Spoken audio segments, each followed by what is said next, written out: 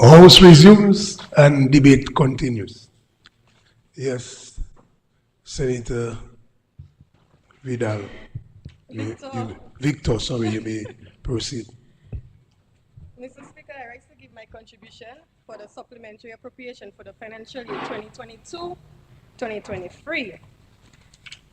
It is to me it's an honor to speak after Honorable Minister for Agriculture, Honorable Roland, because I wanted to be as short as possible today. And all that was for you, but I had to get rid of it because there's no comeback. There's no comeback. However, there's one thing particularly I would like to bring up to your attention. There was this land in Southern York that was supposed to be distributed to different young farmers in Salisbury. I would like one time for you to give an update on that, please, because the young farmers in Salisbury have been doing great. Just recently, we had 2 young farmers in Salisbury who received awards. One, Mr. Kevin Vidal, young man in his 20s who received the award for Dominica Youth in Sustainable Agriculture, and Mr. Kevin Vidal, who won US $10,000 grant towards his farming business with the GGGI Caribbean Incubator Program. So if these farmers are already doing so great, imagine the impact they would have when this land is distributed to them, because one of them name is actually down as a recipient for this piece of land.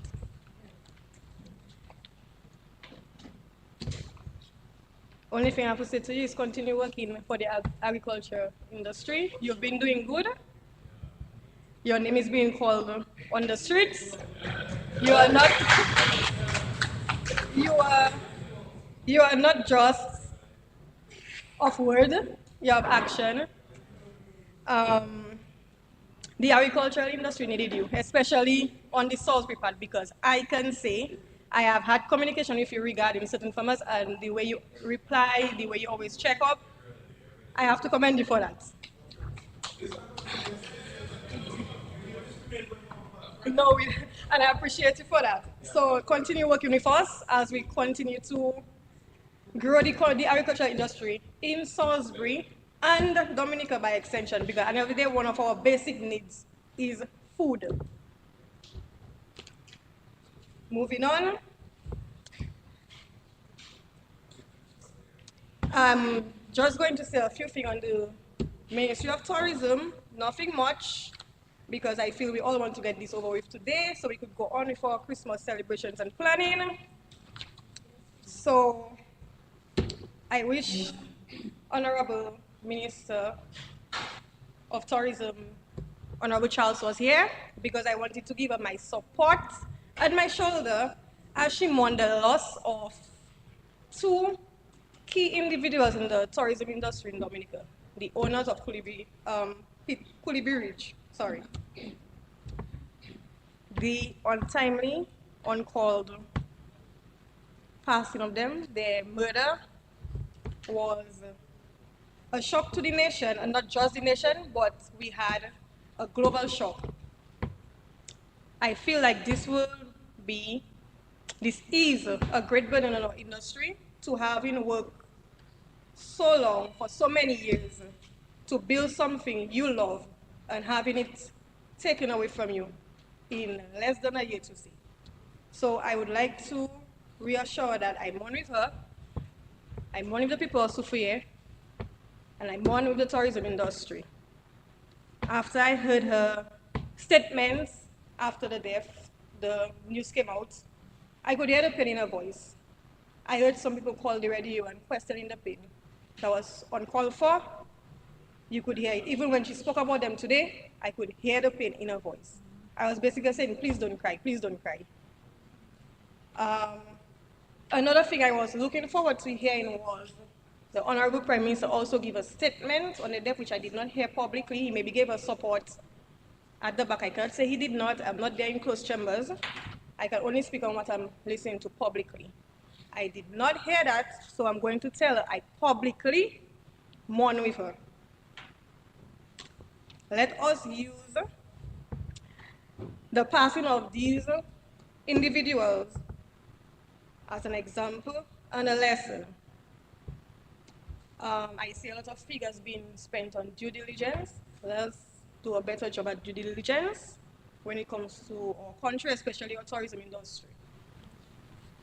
I do hope that we do something to honor Mr. Daniel and his partner, whether it be justice, whether it be a monument, whether it be something where we to ensure that the Kulibi Ridge continue, become functional once again in the future. And we're not doing it just for doing its sake. We're doing it for the love of Dominica, the love of its people, for the love of tourism, and for the love of the exact due diligence. That's all.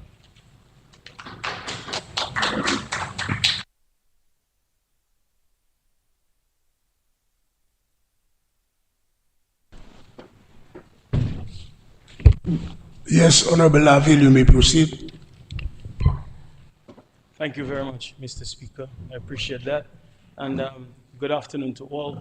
And I must say, from hearing the remarks from Honorable Laurie Victor, that is the absolute best version I have heard. And if you keep this up, you will do well.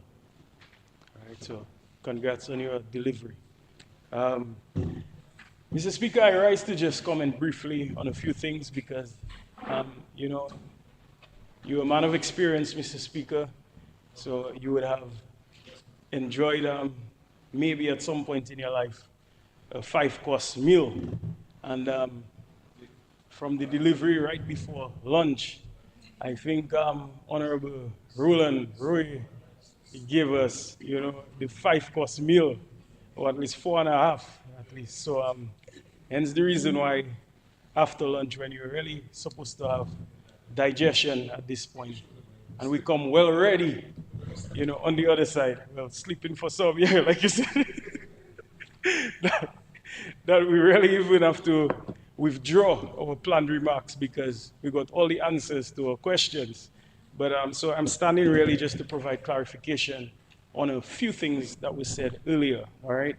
And as it relates to Salisbury, Monrachet, Kulibistri, and so on, I don't think it's fair for us to use a brush, tinted brush, and appear to dip it in red paint and paint the country. That's not how this administration leads. That's not how we govern. We govern with absolute equity, and the track record has shown that for a long time, quite a long time. This Labour Party-led administration is about all. It's about elevating the small man and the challenged women and getting one from one tier to another. Elevation, that's what we're about. And we don't discriminate in terms of the people that we help, we support, we facilitate. And when we create a Dominican enabling environment, it's for all and not for some. All shall eat. That's what we're about. And the numbers are there to show that. And if we go to the housing recovery program, for example, when it was said that not much has been done in the area of housing for this constituency, this is not quite true because the records would show that from 2019, we'd have spent in excess of $1.3 million for housing assistance in this constituency. And I think we have some other factors at play that we ought to consider. And maybe, you know, opposition leader and power, you have an opportunity to change the tides. Because what we had before was a situation where there would be programs, and there was no belief by the power in the programs that were there for all Dominicans to enjoy. And the housing recovery program, it was there for all, and we had over 4,000 applicants. And when you have in a parliamentary representative or in a party, an opposition party, there's no belief, and you tint everything in an unbecoming manner, and then your supporters actually believe that they will not benefit, and they get that feeling that they will stand no chance if they apply, then you will find the chances of them benefiting might be lower. And I say this to say because with over 4,000 applicants, We have only 32 people applying from your entire constituency, and there would have been criteria published, and 4 of which would have been pre-selected. I'm understanding 1 home is under construction. So these figures are low for a constituency like this. You would have expected that there would be much more interest. So I'm saying this to say that when we say that Salisbury is not benefiting and so on, you have an opportunity right now to change the environment, and that is what I think would be required, and the fortunes of your people would surely change.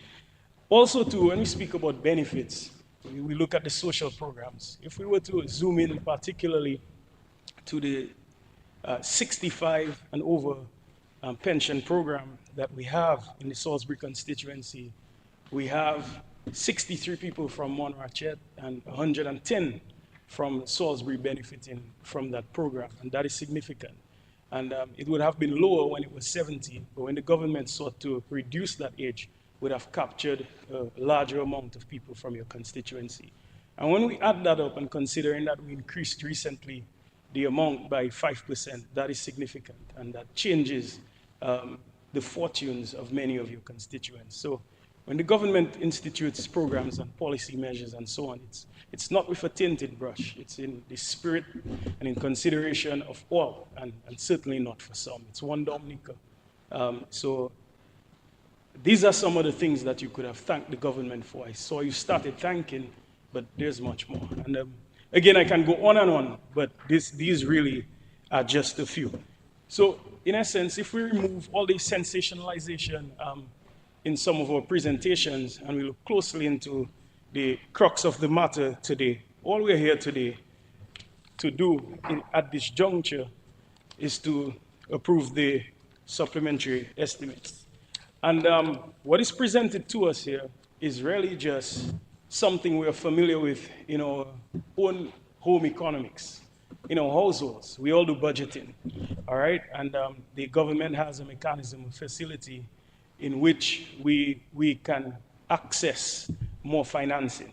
And generally, there are 3 areas or opportunities or categories, may I say, that these line items fall under. And one would be to respond to urgent situations, and budget adjustments as number 2, and finally, enhancing efficiencies. And when I look closely, Mr. Speaker, through this submission, each line item, each and every one would fall under one of these categories, and that is fundamentally clear, all right? And if we look further at the numbers, if we look at the final page in terms of the totals and how they are portioned, we would see of that 349 million amount, Mr. Speaker, 14% of that would have been grant, 79% local funding, and 7% loan. So we can look at numbers in different ways, but it suggests to me that with 79% local financing, it tells me, and I know Honorable Darren Pinard presented the entire economic landscape that we exist in, that we live in right now, the reality. And globally, things are hard. And to be able to raise revenue, it is positive. It tells a story about us in Dominica, that notwithstanding the global challenges, the regional challenges, and our own domestic challenges, we are still able to raise revenue. And that is positive, and it's something that we should celebrate. And it is not by accident. It is 20 odd years, 23 years of absolute prudence, of accountability, of transparency, of incorporating and implementing measures, Mr. Speaker, that strengthens our economy and our general financial sector, Mr. Speaker. And that is what this government has been about. And it has not been easy. We have never claimed that it would be easy. And we have seen the setbacks that we've had, particularly with the natural disasters that we have faced. But we are doing our best, and I think the people are aware of that. In all earnest, they can see that we are in fact doing our best, and we are open, honest, transparent, and accountable with their money. And if we go into, deep detail of that, you would see even, for example, in our own in healthcare, Mr. Speaker, when I look at the figures, most of it really would be from grants. Okay, so when we look at that 340 plus million, we have to make sense of this and analyze it very closely. Say, for example, the rehabilitation of Reginald Amo Hospital, that would have been by way of a grant from Pan American Health Organization in the amount of $418,000 grants. And we have four line items, and three of those are by way of grants. COVID-19 vaccine delivery support program. We know the challenges on our health sector during that period. You know the strain. And we had to access and source additional resources to be able to fight the COVID pandemic during that time period. And thanks again to the support of UNICEF in that time period to assist with the delivery of COVID-19 vaccines. One area of all of them where we would have access to local financing would really have been for public healthcare wages, and that's a good thing. It's a good thing that we are not using grants to pay our bills, that we are not using grants to pay public officers, that we will be able to generate that revenue on our own. That shows a level of sustainability and maturity in our economy, and we ought to be proud of that. And in that time period, it can easily be justified. The fight for COVID required a lot. The many frontline workers, not only in health, in national security, and so many other areas. They had to work longer hours, many of our workers or officers. And we ought to compensate people fairly, and that is what this government is about. We can't expect them to work overtime and not be paid. And it may be asked, wasn't that projected? We really did not know how many man and woman hours would have been required to fight COVID-19. We had to hire more people. We ran hospitals from Portsmouth, makeshift hospitals, and get new staff, additional doctors. And many of them were retained, as a matter of fact, in our healthcare system, even after we shut down these makeshift facilities. So I think the justification is absolutely clear as it relates to the spending in various areas. I know much was said about NEP, but I would just correlate that to health right now. In the Caribbean, we are facing this challenge with dengue in many of the islands, and we were one of the last, and we knew it would have come to our shores. Because of our porous borders, the way in which the modalities of travel and shipment and so on, we expected it. All right? And mosquitoes do fly, Mr. Speaker. So we expected it. And NEP, they play a vital role in the fight of this, to fight these vectors, and to ensure that the areas and the environment is kept clean and tidy. And not only that, even the biting midges as well. While we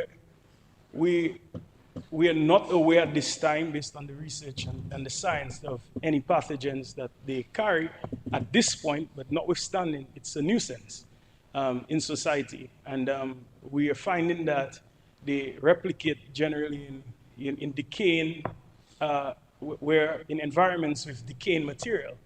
And this is where NEP comes in, to keep particularly the beautification teams, to keep the roadsides clean, to keep the environment clean, the drains free and flowing with water. So they play a key role not only in beautification, but by extension, we maybe even have to rename that team, because they're playing a critical role in environmental health for us. And we ought to be grateful for the tremendous role that they're playing right now. In terms of the airport, that's one of the largest line items that I see here, but the justification is clear. And if we were to, recently I flew over the airport site, and I almost thought this was 3 years of development. So if we have a project, we're implementing work, and we are really, in fact, ahead of schedule, then that suggests to me that the uptick in terms of financing for the project would also match the rate of implementation, hence the need for us to have supplementary appropriations for this project. So the justification is there, justification is clear. for this. So, Mr. Speaker, the Layu Road is another one where we see, I think it was $19 million, that would have been, it's $19 million. This one, again, how you watch figures and how do you make sense of the figures presented to you. This is not a new loan that was contracted. It was contracted a while back.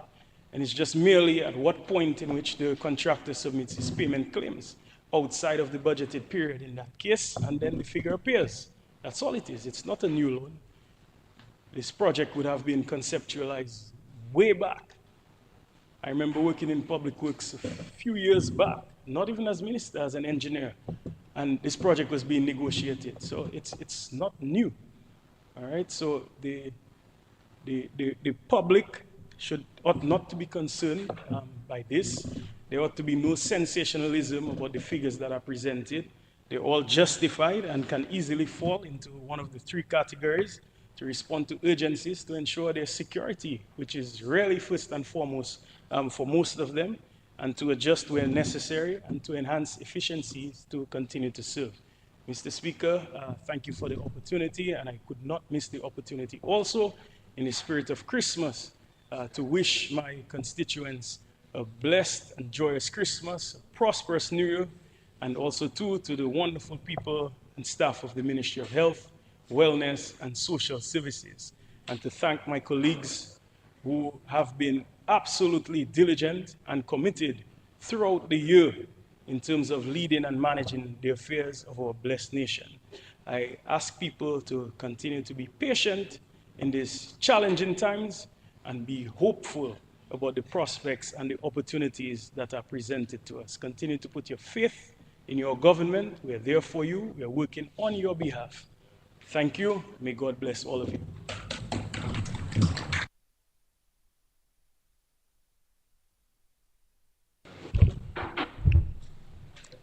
Yes, Senator Paris, you may proceed. Good afternoon. Mr. Speaker, just before I begin, how much time do we have? How much time do I have? 30 minutes. 30 minutes. Wonderful, Mr. Speaker. I should be done within that time. Mr. Speaker, I rise to make some brief contributions on the supplementary estimates currently before the House for approval. Mr. Speaker, I wish I could come here and do a resounding round of applause, say good job to everybody, and thank you. And, you know, we could sing Kumbaya and go home, right? But Mr. Speaker, that wouldn't be very honest of me.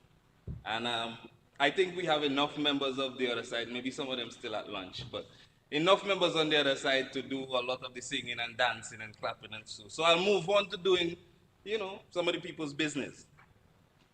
If I did that, Mr. Speaker, I would be robbing a large majority of people in Dominica of having their views represented at what many consider to be, I heard somebody mention it this morning, the highest court in the land. Ordinary people, Mr. Speaker, ordinary people that don't get the chance to probably even call the radio, right? To have their views represented here. Mr. Speaker, and you know our relationship, I like to ask for your help, so I pray that you will indulge me for a little bit. Question, who is supposed to guard the guard, Mr. Speaker? Who is supposed to guard the guard? Mr. Speaker, in February 7th of this year, when this new session of Parliament commenced, one of the first things we dealt with was the supplementary estimates, right? As part of my introductory remarks, or part of my remarks, I remember saying that, you know, I thought it was too late to be bringing these supplementary appropriations to the House, and we should have dealt with that before. And I remember a few of my friends on the other side telling me, oh, there was a bit of heckling.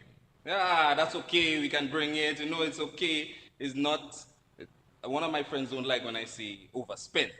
They like to say unforeseen expenditure, right? You say, just say, sorry. Before you get there, hold on.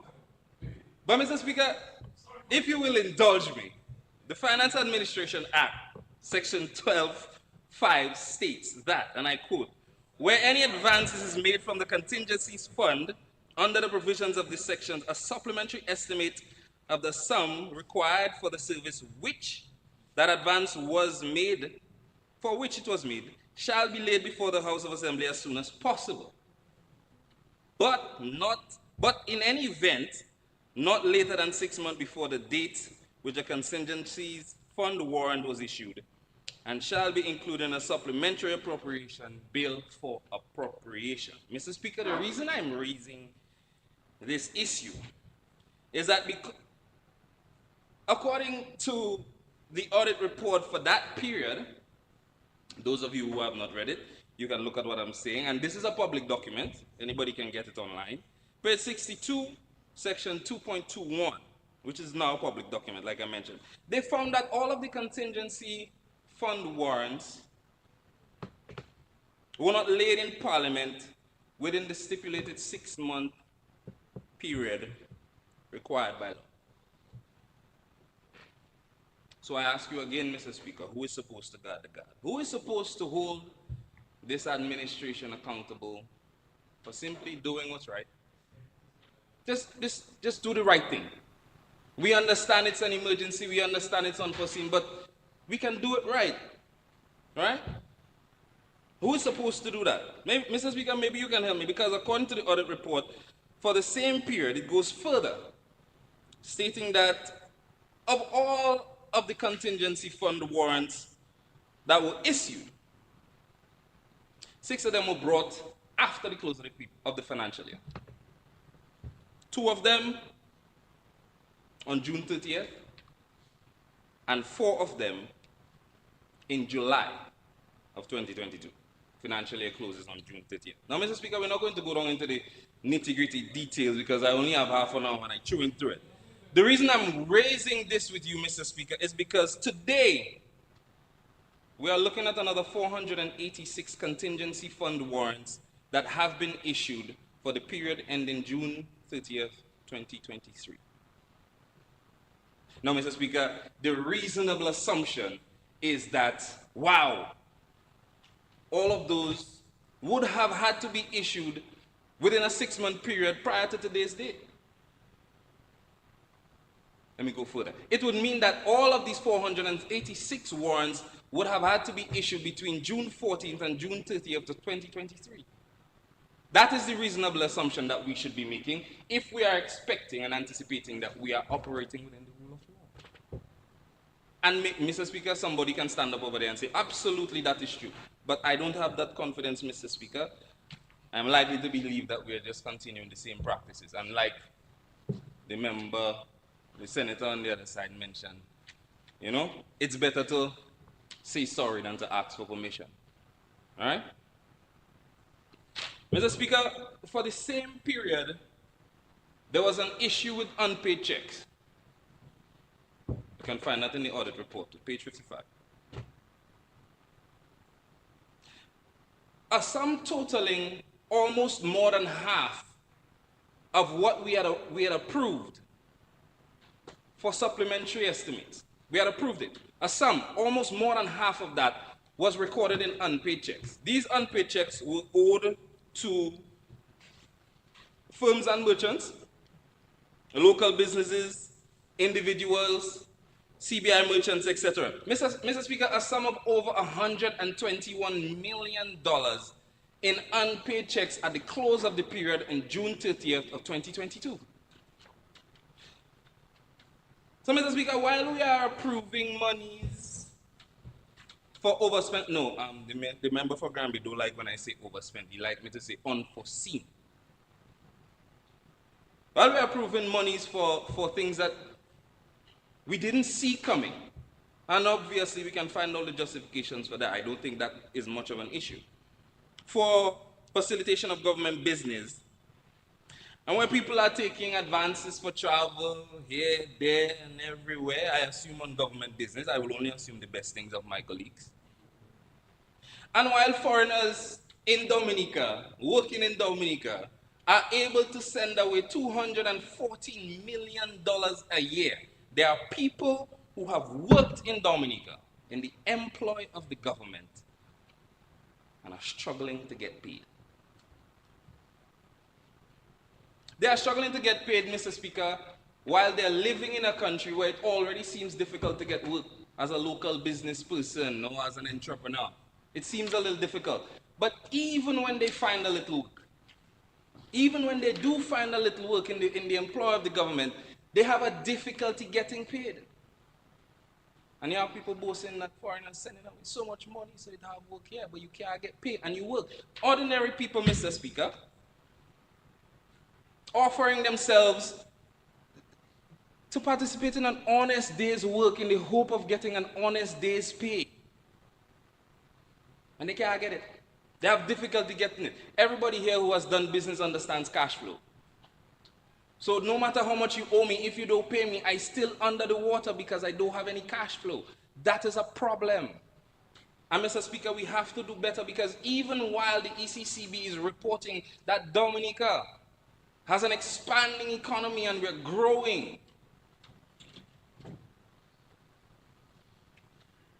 they're still reporting, the same ECCB is reporting that we have a problem with debt collection and tax collection. And you know why, Mr. Speaker? It's because of the same issue. Yes, we have money, but it's not in the hands of the people. That's why they can't pay their debt. Can't service their loans. Can't collect no taxes from them. They don't have it. Because of issues like that. Unpaid checks. Millions of dollars. We have to do better, Mr. Speaker. We have to put our people back to work. And when they make themselves available for work, we must pay them and pay them on time. To ensure their survival, to ensure their upward mobility, to ensure their success in their own country. The resources of Dominica have to benefit Dominicans. They have to see it in real time. It must not be a dream that we must be waiting for. I looking so nice, I bathe. Mr. Speaker, on the issue of the international airport. On the issue of the international airport. No, but you look good too, Honorable. I find, I just trying to follow you, that's all.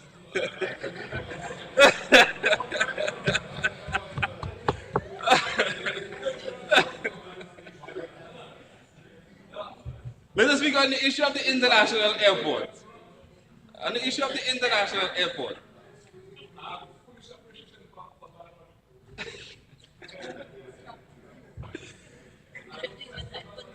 Mr. Speaker, we have some unanswered questions about the international airport, and I suspect that Honorable Blackmore wants to answer them for me. So may I direct the question to him? You can direct it to him through me. You. So, Mr. Speaker, let's just keep talking and let's just ignore all this side talk that's going on there. Mr. Speaker, people are worried, and I will tell you why people are worried about the international airport and the construction of the international airport. Because, Mr. Speaker, we don't understand what's happening. We don't understand the financing arrangement because we've heard about an upfront or a front-loading arrangement that is supposed to be happening in relation to the construction of the international airport. And Mr. Speaker, one of the reasons that we're worried is because we have been seeing our government spending hundreds of millions of dollars up front. Come in, wait. So, Mr. Speaker, the question is, has the front-loading arrangement changed? Because what is happening is, it looks as if we're paying for the construction of the international airport before, during, and it looks as if we will be expected to pay after the construction of the international airport. So that is what we want cleared up. Because, Mr. Speaker, in recent times, the government, through the Ministry of Finance, has been able to acquire some very favorable terms, outstanding terms from friendly governments overseas. But it seems as though we cannot offer those same or similar terms to ourselves with what is supposed to be our own money. It would be lovely if we had gotten a break on our own money and maybe had to start paying back from the front-loading arrangement 8 years down the line. But we're paying now. So what is this front-loading arrangement and how are we benefiting from it? Silence. Mr. Speaker, the confusion continues, and I hope you can help me. Because more than just not understanding the arrangement, we're not understanding the numbers. Some things are off, and a simple question like Senator Blackmore mentioned a while ago, if somebody can just say, sorry, my bad, that was a mistake. Maybe we can clear that up. But Mr. Speaker, the budgeted figure for the international airport 2022-2023 was $65 million. The revised figure for this particular line item in this year's budget, a few months ago, was $216.5 million. That is what we expected to pay. An increase of over $151 million was approved previous budget cycle. Now, Mr. Speaker, we are hearing in these supplementary estimates, we're claiming that the revised estimated figures were wrong, and that the actual expenditure is $119 million.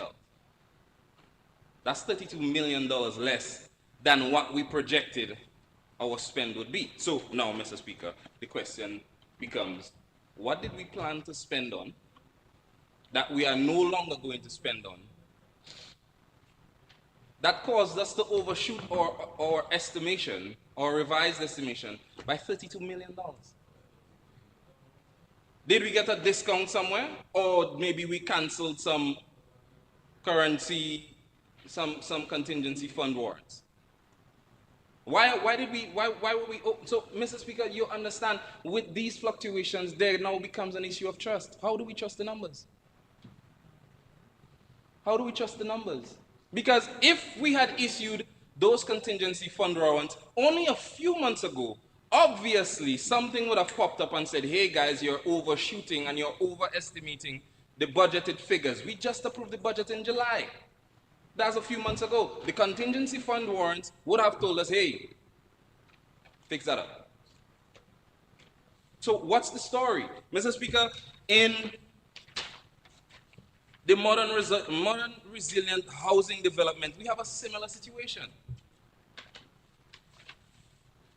What was reported just a few months ago in July, we're now seeing 22 contingency fund warrants for it in December with a massive reduction.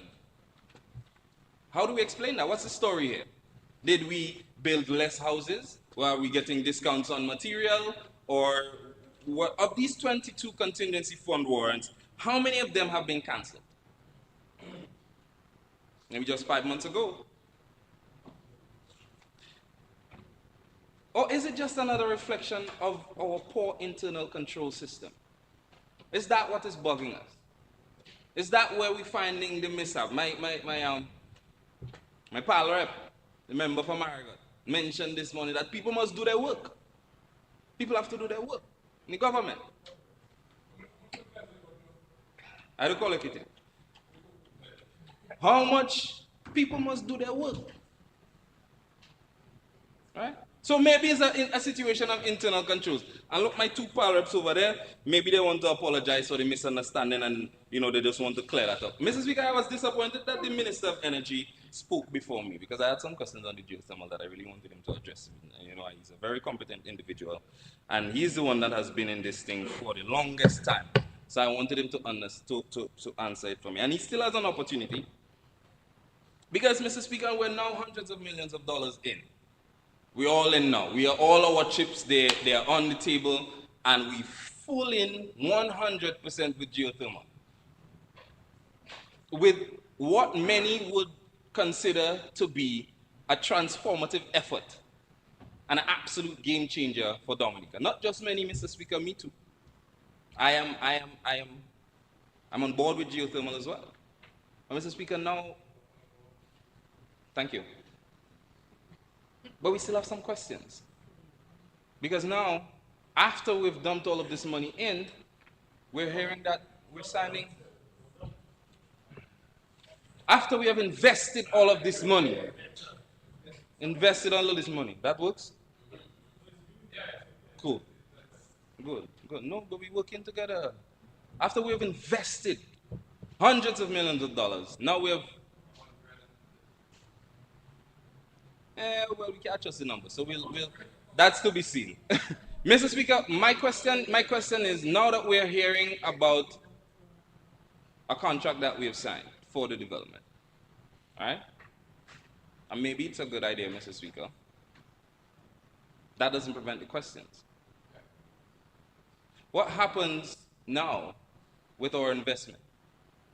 What happens now with the expectation that Dominicans have had for years, with the hope that we are going to have a massive reduction in the cost of energy? Because, Mr. Speaker, for you to develop anything, you need energy. We have been promised for years that the cost of energy is going to drop significantly with the introduction of geothermal. But now we are introducing a middleman. How do we know? What do we do with that hope? Next week we'll talk about that. Okay. Minister of Energy say we'll deal with it next week. But, Mr. Speaker, we have questions because this is something that we're all anticipating. And now we're... So, Senator, if the minister have already presented, are you saying that he should respond to you? Because you're asking the question in a literal sense. So after you finish... Well, Mr. Speaker, the minister said two things, right? And then I'll finish with the questions. If you know me well, we have plenty. He said two things. He said that there's another time that he's going to talk about geothermal. And maybe, asking these questions now, he will make it a priority to address them in his good time. Okay. Now the minister can choose. The minister can choose to answer me now if he wants. But also the minister can choose to put it in a later address that he wants to deliberate on. Now, Mr. Speaker, what do we do with this? Because middlemen, they always take their profit first. Middlemen, they always take their profit first. They always take their profit first, Mr. Speaker. So, are the proceeds going to have to jump through a couple hoops before it can get back to the hands of the Dominican people? After we have invested hundreds of millions of dollars. What do the Dominican people do with that? Now, Mr. Speaker, after 25 years, what will be the operational cost of the geothermal plant? Will we be in a position to take over a plant where a lot of the operational systems would be now approaching the peak of their life expectancy? 25 years. And some of them are going to need to change. Are we going to be in a position? Do we understand what that is, and are we capable of doing it? Are we planning to do that at the time? Or are we going to be taking on something that at that point we might have to be reinventing? So, Minister, good questions for you. You can pay attention to them. Well, you know, some of us paid attention in school. Mr. Speaker, a lot was said about the NEP workers. And it's a group of people I really admire. But, Mr. Speaker, we keep hearing cries from the NEP individuals. And we know, we understand that they're not just sanitation engineers. Not just people that clean it. We understand the NEP is bigger than that. But the sanitation engineers and a few others, we're hearing them cry with things about not getting paid on time, not having job security, not having contracts, not having access to financing because of the purgatory that they now reside in. Yeah, well, you know, I hang around them a lot. Mr. Speaker, so more than just all of the lovely flowery things that we've said about the NEP workers and the parties that we want to give, I hear somebody have a container of ham going to give NEP workers, and ham and turkey, some of them Adventists. Mr. Speaker, more than that, I think the value system that we put on our NEP workers needs to improve. Because in some sectors, you would agree that they are looked at 10 more as minutes. the lesser employees. 10 more minutes. They're looked at as the lesser employees. And, Mr. Speaker, I think that they need some job security too. Some level of security that puts them in a position to be able to pay their bills on time, because we are now paying them on time. To be able to have a job letter or contract That allows them to go to the credit union. And maybe they can put a little piece on the house or finish the downstairs and probably, put something together to send son to university or probably help with the funeral arrangements for Nene. Because they have a job letter, like every other government employee, because they are no lesser value than other government employees. They have a pension, a hope of a pension coming in, and so on and so forth. Mr. Speaker, I think we need to elevate them and put them in a position where they can feel secure, like the rest of us. Mr. Speaker, finally, um, I really wanted to come here to talk about CBI. It's something that I really love. I think many would believe it is the only thing keeping us afloat and has kept us afloat for a very long time. Mr. Speaker, we're not dealing with that today. We're postponing it. Now, Mr. Speaker, we have to be careful with postponing things that we find so very important. Because if we continue to ignore the signs, well, we don't know what price we'll pay for that. I find it fitting to remind us, Mr. Speaker, that every time warnings and recommendations of this magnitude were ignored in the past, particularly in the Bible, the people of God and their leaders paid a very heavy price for it. I hope for all of our sakes, it is not too late for us to heed all of the warnings and the recommendations that we've gotten. And for us to turn this country around in a very secure and sustainable way, where it will once again start to benefit and serve every one of us who live and work on this beautiful island. Mr. Speaker, parliamentary colleagues, thank you for your time.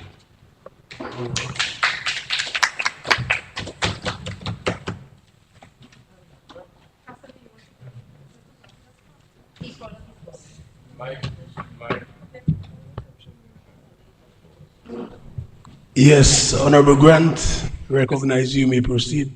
Mr. Speaker, I rise to give my full support to the supplementary estimates before us today. But before I dealt in my very short presentation, I would just like to correct something that Senator Parris said. And there's a difference between contingency fund warrants and variement warrants. No, just hold on, Senson, really not at the credit union, hold on. Contingency fund warrants are unforeseen. The figure that you quoted, over 400, is the movement of money between ministries and between budget items. There's a difference. So it wasn't over 400 unforeseen. I don't know if you understand, and we got on that.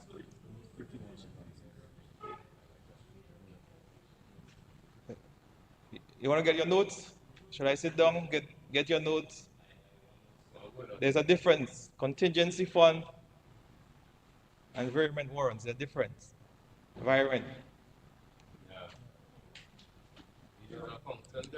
You may proceed. You wanted to on a point of order. Yes, but I don't think. But I don't think. I don't think I'll ask you to take your seat. I don't think that is necessary. Just continue your presentation. No, well, Mr. Speaker, it's unfair. It's unfair that No, Senator no. Parris said that we had over 400 No. I would like, unforeseen. Honorable Minister, unless you are asking him a question, I would prefer you just do your presentation. Yeah. Yeah, Senator Parris, just take your seat and allow the minister to present. Because we don't want the debate to be back and forth. No. It's not. This is the wrong approach. But Let's proceed. As he said, Mr. Speaker, the audit report for the year ending 2022 is a public document, and I believe that the public should go and take a look at it, because CFW is different. Mr. Speaker, the Ministry of Public Works, Public Utilities, and the Digital Economy, we only had one large ticket item in this year's supplementary estimates, and that is for the Layo Road project, Mr. Speaker, and I think that the country can rest assured that this investment is bearing fruit. The farmers in that area, the business owners in that area, the residents in that area are all pleased, Mr. Speaker. But also on the weekend, Mr. Speaker, it's now a hotspot for liming because of the road, and I think Honorable Lloyd is pleased with the level of traffic that is now in the Layo area. Mr. Speaker, the international airport, my neighbor in Parrep, the Honorable Charles, Mr. Speaker, I would just like to inform Mr. Charles that as parliamentary representative for Wesley constituency, I have a regular meeting with the developers and contractors. So we meet on a monthly basis and I get updates. So I'm fully in tune to what is going on within the constituency. Mr. Speaker, we have situations that you may note that a lot of people have not gotten paid, Mr. Speaker. And I would just like to clarify that. There are a number of situations, as we know, negotiations are private. And we have situations, just to give a rough example, you have situations where persons die interstate or without a will. And you have 7 and 8 siblings. So you can imagine the contention that is brewing between these individuals. And unless the relevant document is presented to the Treasury cannot pay out. So unless these documents are presented to the Treasury, so I can say the government is owing me and I'm not submitting anything to the Treasury, Mr. Speaker. And that is this, a lot of these situations that happen, and we can attest to that. We had one situation where we had about 4 different families on over 22,000 square feet. The government had to step in and build homes for these 4 different families. And the Wesley people have benefited and are continuing to benefit significantly, Mr. Speaker. As we speak now, we have over 100 persons employed from the Wesley Woodford Hill area. The security for the international airport site, that has been manned by a local firm from the village of Woodford Hill, Mr. Speaker. We have just over 35 persons working security on the site. It's a 24-hour job, Mr. Speaker.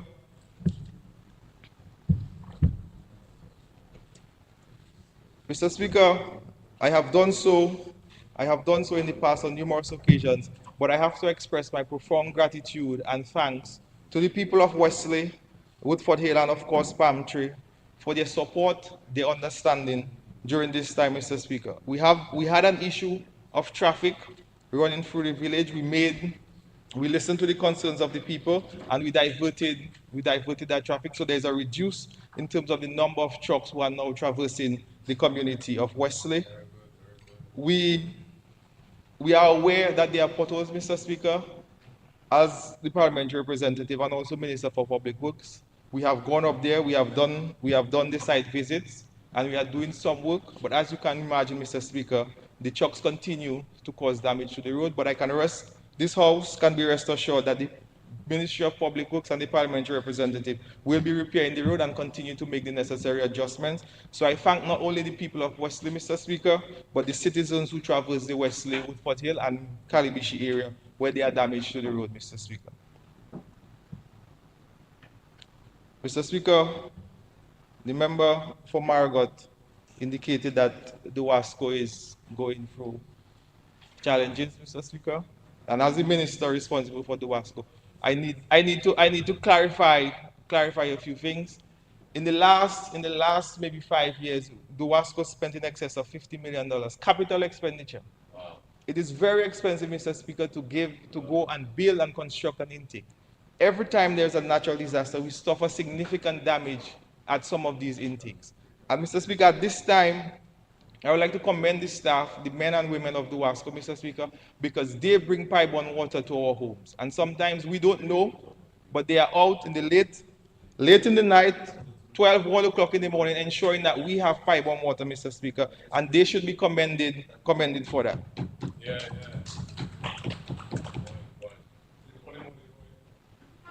The member, I just want to also assure the member that we have pipes in the WASCO and we do an excellent job at laying those pipes, Mr. Speaker.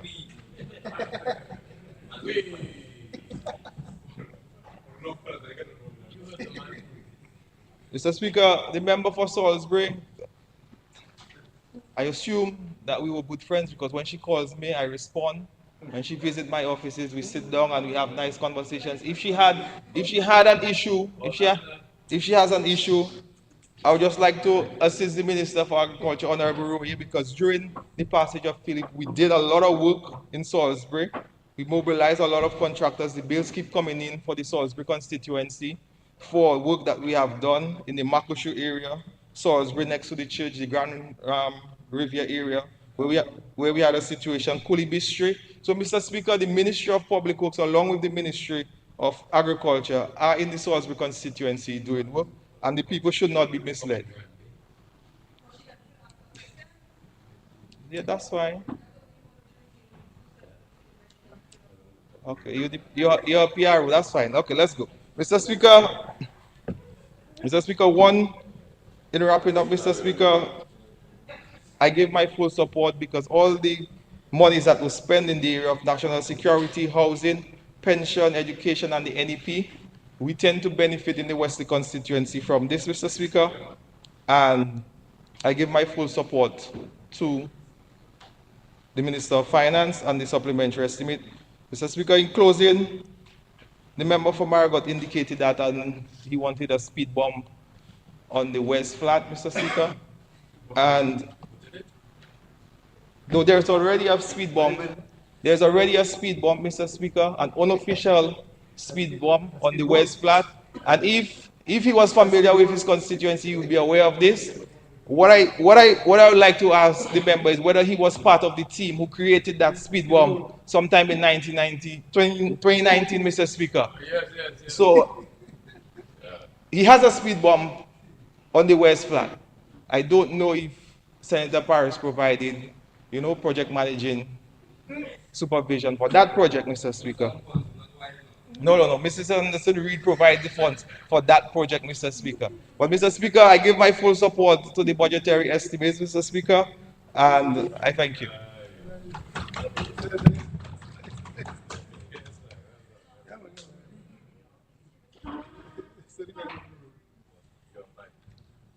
Mr. Speaker, Yes, Honorable Blackmore. I rise to give a very brief intervention in total support of the supplementary appropriation bill before us, Honorable Speaker, in the tune of $349,702,000 plus. But, Mr. Speaker, before I proceed to referencing the Ministry of National Security and Legal Affairs, and with your permission, Mr. Speaker, I would like to talk briefly about the new grammar school. And I listened to Dr. Henderson spoke brilliantly and gave a lecture on our advancement we have made thus far in our geothermal undertaking. If I'm spared, Mr. Speaker, for the next sitting of this honorable House, I'll be moving a motion to modernize and a mood of dress for parliamentarians consistent with the contemporary world of 2023. And I say that, Mr. Speaker, Mr. Speaker, we have the AD, we have one of the Henderson there, that it is the cultural and sociological realities that determine laws, not the other way around. And it is clear, therefore, that the rules governing the mode of dress of parliamentarians are antiquated. And to say further, that would require the utmost discretion and appreciation of the Speaker. And to say further, Mr. Speaker, I was inclined this morning to have stood up. But of course, to ask for some clarification in reference to the rules governing the mode of dress in Parliament, because my understanding from what I've read, that the rules are in fact neutral insofar as it relates to the attire of female parliamentarians. And I wanted to ask further, I love the national wear. I love to see our ladies in particular dressed in what dress. It defines us as a people. and it's a spectacle during the independence celebration. But think of it, if our female parliamentarians 4 or 5 times a year were to use a what do it, or if Honorable Vince Henderson and others and the Prime Minister and the Attorney General and all the other members, Dr. Mark, were to come to Parliament with a white shirt and red tie and a red sash, which is nice in Parliament. So I'm not saying that we have to discern as to what is contemporary and what is antiquated. Mr. Speaker, having said that, I want to put into context, with your permission, what is before this honorable House. And firstly, I want to highly commend the Minister for Finance, who's getting better and better with his presentation. To the extent to which, it's a fact, to the extent to which we only spoke because we had to speak. But everything was thoroughly explained. Every line item was thoroughly explained. And I want to also commend not only the Minister for Finance, but his competent staff, the Financial Secretary, and other technical support that he gets. Mr. Speaker, fundamental to that presentation before this honorable House, which demonstrates something that is critical, especially coming from Erica, Hurricane Maria, and COVID-19, is the fiscal and financial resilience of this country. Because we are asking for the approval before this honorable House in excess of $349 million. 79% of what we are asking for was spent from our own local circumstances, our own finances. 14% grant, 7% loan. This is a government, Mr. Speaker, under the leadership of Reverend Carrick, that has demonstrated its competence in managing the finances of this country and taking this beautiful country to the next level, Mr. Speaker. And in that regard, Mr. Speaker, I want to make reference to the $4 million, $143,246.68 that was allocated to the Ministry of National Security and Legal Affairs. And I want to start with the smaller figure, of $1 million plus that was spent to bring immediate relief to the people in the southeastern part of this country. This section of this country was devastated by heavy rains last September. And the next day, because of the financial and fiscal resilience of this country and the leadership of this country, boats and vehicles were going to Grand Fond, Castlebruce, and Fonse, that was the place? Petit Souffre and Goudou, Saint-Sauvé, to bring supplies for the people of this country. That is what the Labour Party is all about, Mr. Speaker. And we have been able, coming from Hurricane David, I want to go back to Hurricane David, because most of the people inside this honorable House, okay, with the exception of yours truly, the AG, Dr. Mark, either were not conceived or were taking Bobo. And I refer to one of them who could have been around 6-7 years then taking Bobo. Still, Mr. Speaker. And then bottle, understand? And sleeping in Macintosh. In those days, Macintosh, Mr. Speaker. And I'm saying, Mr. Speaker, I was a big boy. Yeah, a teenager, yes, but I was big enough to have been able to discern for myself. And in those days, the country had no money. So we had to rely on the good self of our friends and neighbors to give us supplies. And we ate. Mr. Will, are you born yet? Mr. Speaker, what they call ration? Corned beef hash. My friend. When you ate the corned beef, we call him Dr. Macalinden. When you ate the corned beef hash, when you went the next day to pass your stool, you can watch your stool. And then you had butter oil, yes.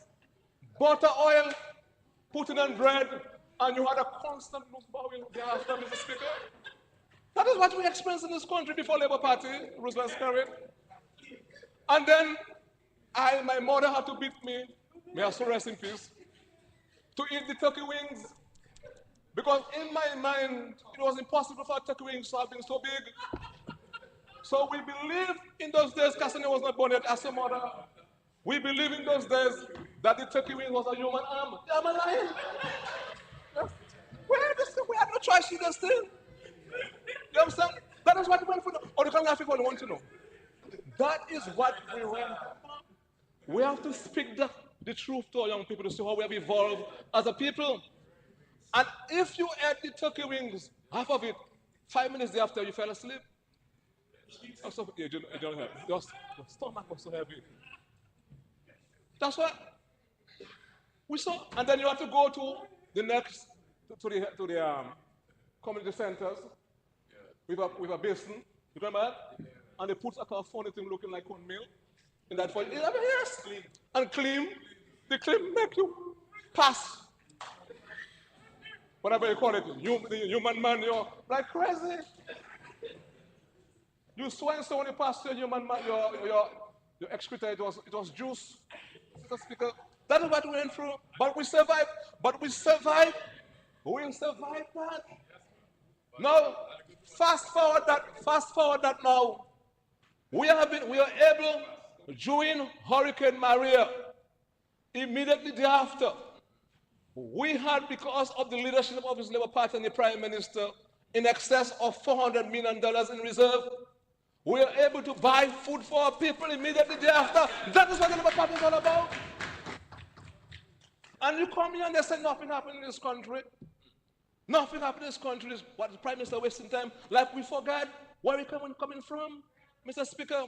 And that is why when the heavy rains devastated the Southeast, the member of parliament, she's not there, Chicha Boni, come and say, blacks, boy, that was fast. Food, because of the leadership of the Labour Party, because we put the people of this country first, Mr. Speaker. That's what happened there. So I want to put that into context. That's why I wanted to stand there and make that intervention. So $1 million plus through the Ministry of National Security and Legal Affairs, with the leadership of the Prime Minister, was immediately thereafter made available to bring relief to our people in La Plaine, in Grand Fond, in Cassibus, in Petit Souffle, Good Up Saint-Sauveur, and that shall mopo, and that shall continue if it happens again, Mr. Speaker, because Labour is in power, is in office, Mr. Speaker. And it speaks, Mr. Speaker, how our emergency response infrastructure has grown and evolved over the years, Mr. Speaker, because of what we have been able to do as a government. I have the code. Let me relax. So, Mr. Speaker,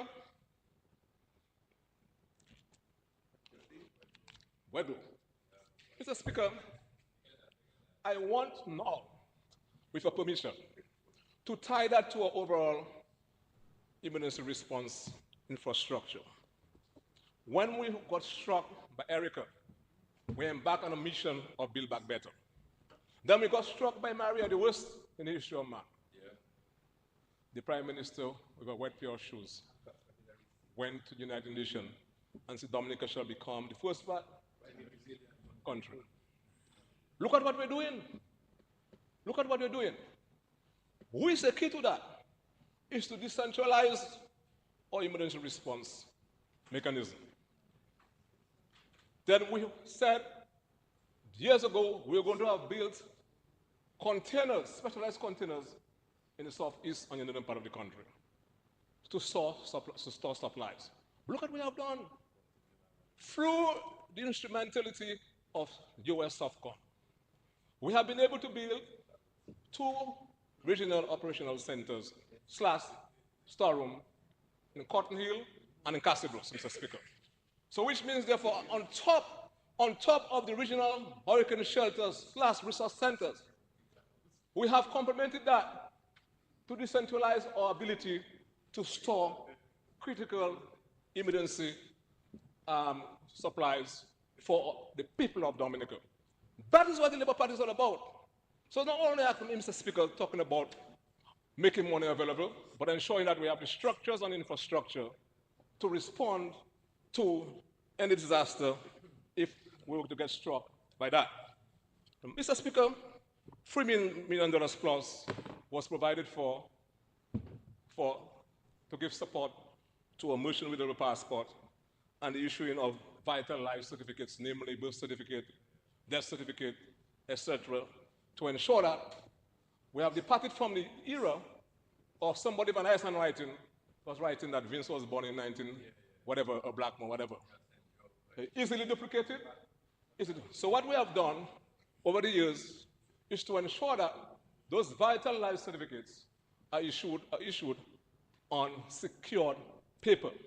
And that is what this is thinking about. You heard much have been spoken about the need for us to have a more robust passport that of course meets international requirements and is more difficult to duplicate. So we have moved, Mr. Speaker, from immersion with every passport to the e-passport. And we have provided, through this intervention in this measure before this Honorable House, payments to Canadian banknotes for further support of the system that issues the mercenary with every passports, Mr. Speaker.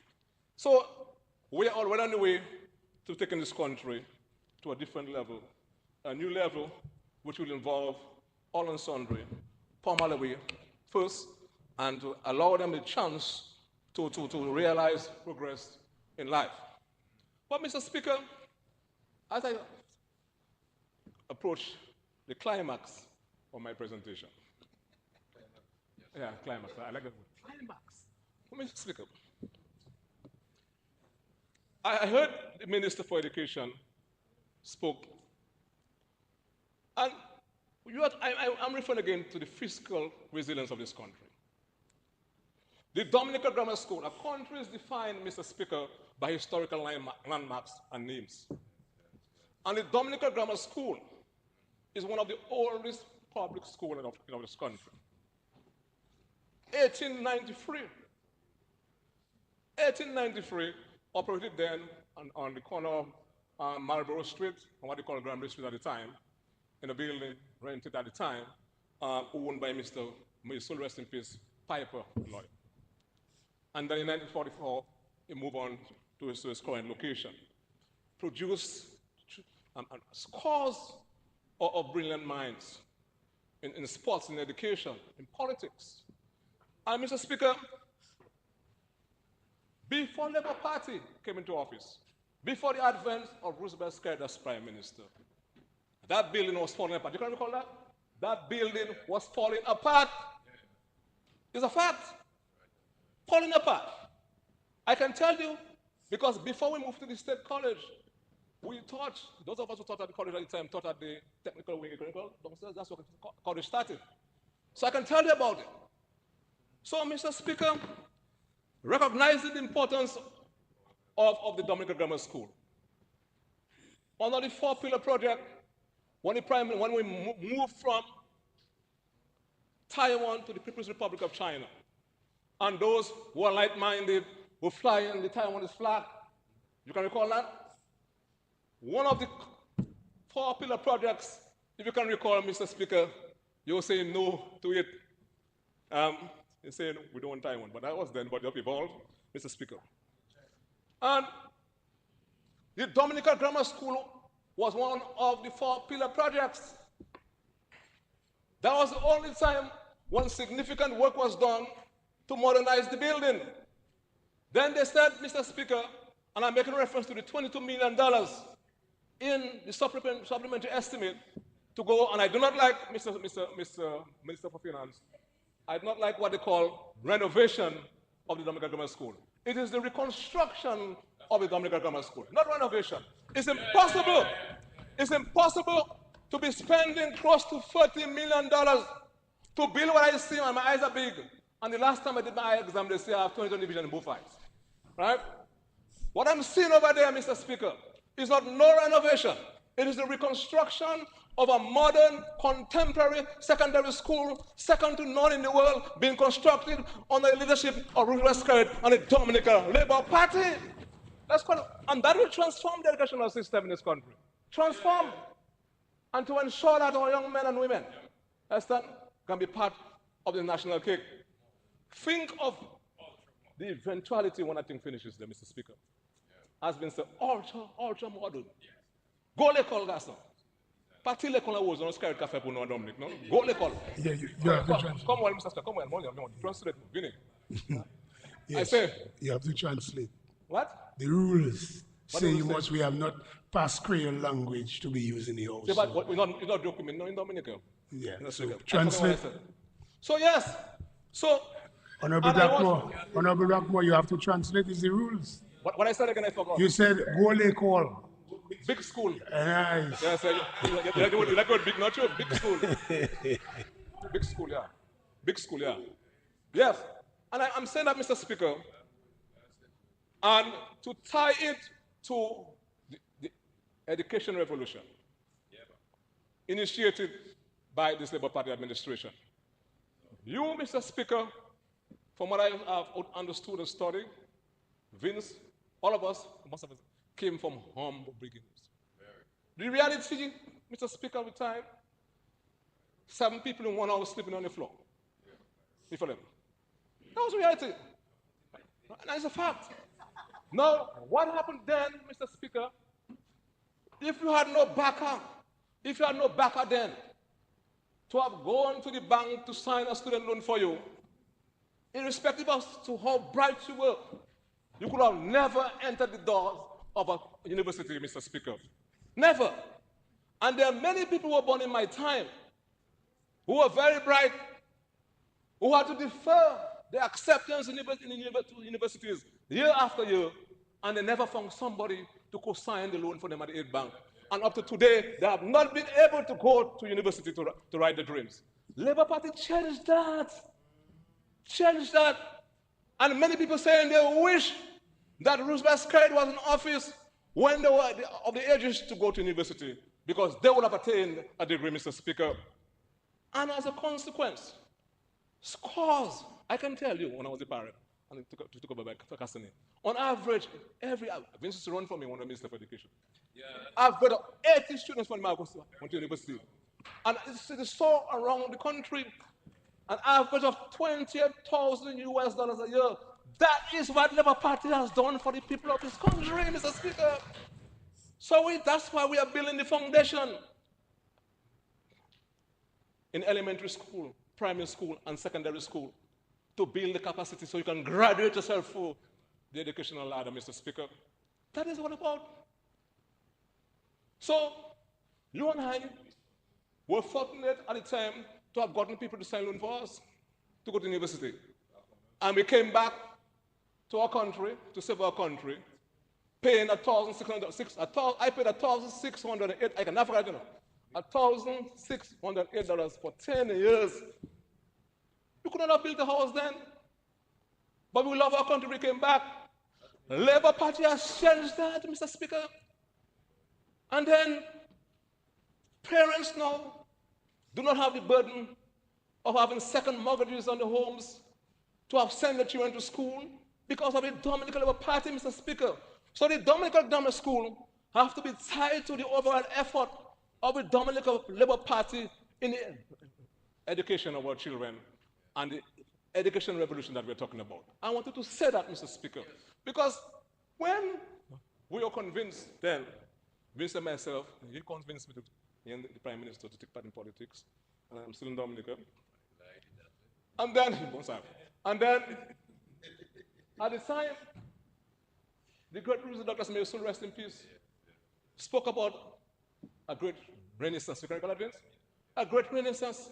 You know what that means? All inclusive, bringing everybody on board to take them to the promise of prosperity. But he never had a chance to build the socio-economic foundation. He passed on. Pharaoh came, he stabilized. But you know who has built the socio-economic foundation for the takeoff of this country? Roosevelt Skerritt and the Dominica Labour Party. Now they're now living in a dream world, fooling themselves, living in a world, and there you have, quite rightly so, take us from that, of their own reality. Yeah, of their own reality and methodology, Mr. Speaker. A false hope, a false reality, a different reality, an alternate reality that is not consistent with the reality that we all know of. Do you understand what I'm talking about? And as a result, Mr. Speaker, when you look at that as I wind up, or wind down, what you want to call it, Mr. Speaker, Honorable Dr. Henderson gave a lecture on geothermal. And as we move into the new year, Mr. Speaker, notwithstanding the challenges globally and what we experience, notwithstanding those who are trying to pull this country apart, Mr. Speaker, we are trying our best with the support of those who care about this country to perfect this Dominican civilization. And we are doing that by those kind of intervention, Mr. Speaker. A new grammar school, a new airport, an ancient dream that we had before, all of us, people who were born before us. And it's only now that the Dominican Labour Party is constructing an international airport at no cost to the taxpayers, Mr. Speaker. What greater demonstration of fiscal resilience that you can speak of in this country that happens nowhere in the Caribbean? That is what we have there before you. Geothermal is a game changer that will give rise, Mr. Speaker, to a new Dominica and will bring down the cost of energy. It took Costa Rica how many years to have started that process? We did the hard work, we did the study, we did the exploration, we did the test wells, we have done the production well. And then you heard from Dr. Henderson, we shall build, and we are building, Mr. Speaker, the power plant to move the resource from Dr. Mark's location to the different localities in this country and take this country to the next level, Mr. President. That's what the Labour Party is all about, Mr. Speaker. 7 more minutes. That's cool, I don't need more. Pas venir dire moi, ah, y'a pas qu'à faire à Dominique. Don't come and tell me nothing's happening in Dominica. Things are happening. Those who are not seeing what's happening is because they have their own mindset. But I want, Mr. Speaker, I'm getting there. Okay?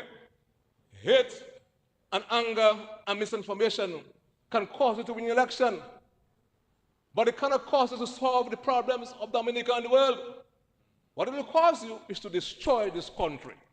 And none of us want this country to be destroyed. And that's what I'm saying. That they say we have been there for a long time. They have said that the Prime Minister is in office for, yes, of course he's there for a long time. But what would you prefer? Someone who has been there for a long time, tackling the big things that all past administration could not have done? Or people who have no idea, who have no plans as to how this whole to run the country. And the only plans they have is to misinform, spread hate, spread human manure all over this country, Mr. Speaker. Human manure, Mr. Speaker. That cannot help you to build a country. And then, when you look at the reality of it all, Mr. Speaker, it is not only about, it's not even about making a binary decision.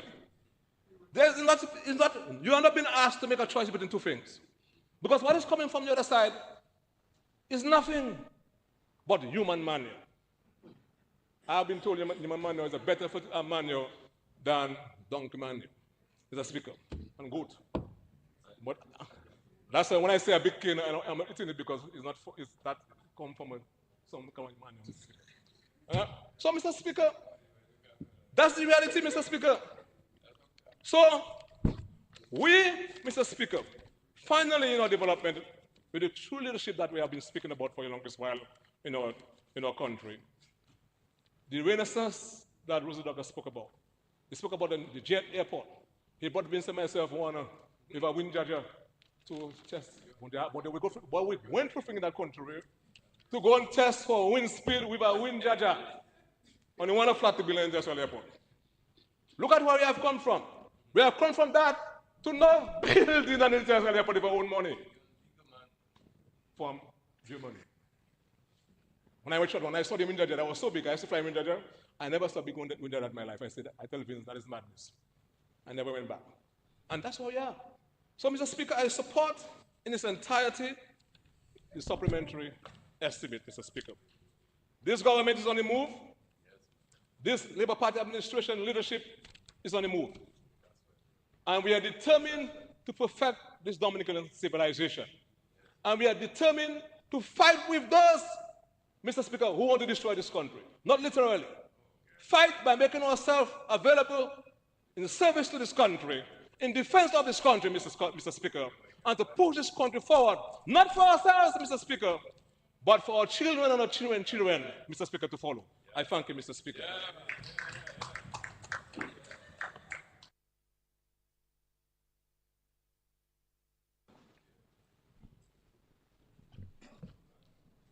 Yes, Honorable Judge, you may proceed. Thank you very much, Mr. Speaker. Mr. Speaker, it's not easy to follow such a energetic presentation, but I learned quite a bit, especially human manual. I think there's another word for human manual. I don't know what's the other word, but I get the point. Mr. Speaker, I rise to make a very brief intervention on the supplementary estimates as presented in this honorable House. Estimates in the sum of $349,702.60. But first, Mr. Speaker, if you permit me, I just want to put on record my sincere commendations to the sportsmen and women of Dominica. I believe they continue to do very well in Dominica, and of course, they continue to dominate both on the regional and international levels. And I say this because we are a small island state, very small population, limited resources, and even through these challenges, our athletes are able to compete at high levels, and I think they must be commended for their efforts, Mr. Speaker. Specifically, Mr. Speaker, I want to give a special mention to my very good friend, Derwin Lewis, from a place we call Carib in Penville, who is currently in St. Vincent representing Penville and Dominica in the under-15 cricket competition. I just want to take this opportunity to wish him well and to, of course, wish the entire team all the very best. Also, Mr. Speaker, as I'm on my feet, I want to take some time to commend Mr. File Lander and Ms. Wendy Wallace, who represented Dominica at the recently held ECCU Youth Parliament. And from all reports, Mr. Speaker, they did an excellent job in representing us and representing the views of the young people across Dominica. And for that, I want to put on record my sincere appreciation for the contributions, Mr. Speaker. As it relates to the subject matter, Mr. Speaker, supplementary estimates, after looking through this document, it appeared that every dollar out of the total amount was well justified and was money well spent in many critical areas. And just to clarify, any doubt the listening public may have, because we know that the opposition tend to give the impression that supplementary spending is unlawful. And we know and we are convinced that this is not the case. A matter of fact, the Constitution of Dominica makes provision for this sort of spending and of course allows us the subsequent, of seeking the subsequent parliamentary approval. So we all know that Dominica is prone to external shocks. A matter of fact, Mr. Speaker, I believe that we in Dominica and the Caribbean by extension, and in particular the Eastern Caribbean, we are at the mercies of climate change. The reality is that we face an increased number of natural shocks, and of course the frequency and intensity of these events is getting worse. And of course the provision set out in our Constitution for unforeseen expenses was rooted in wisdom to allow that to happen.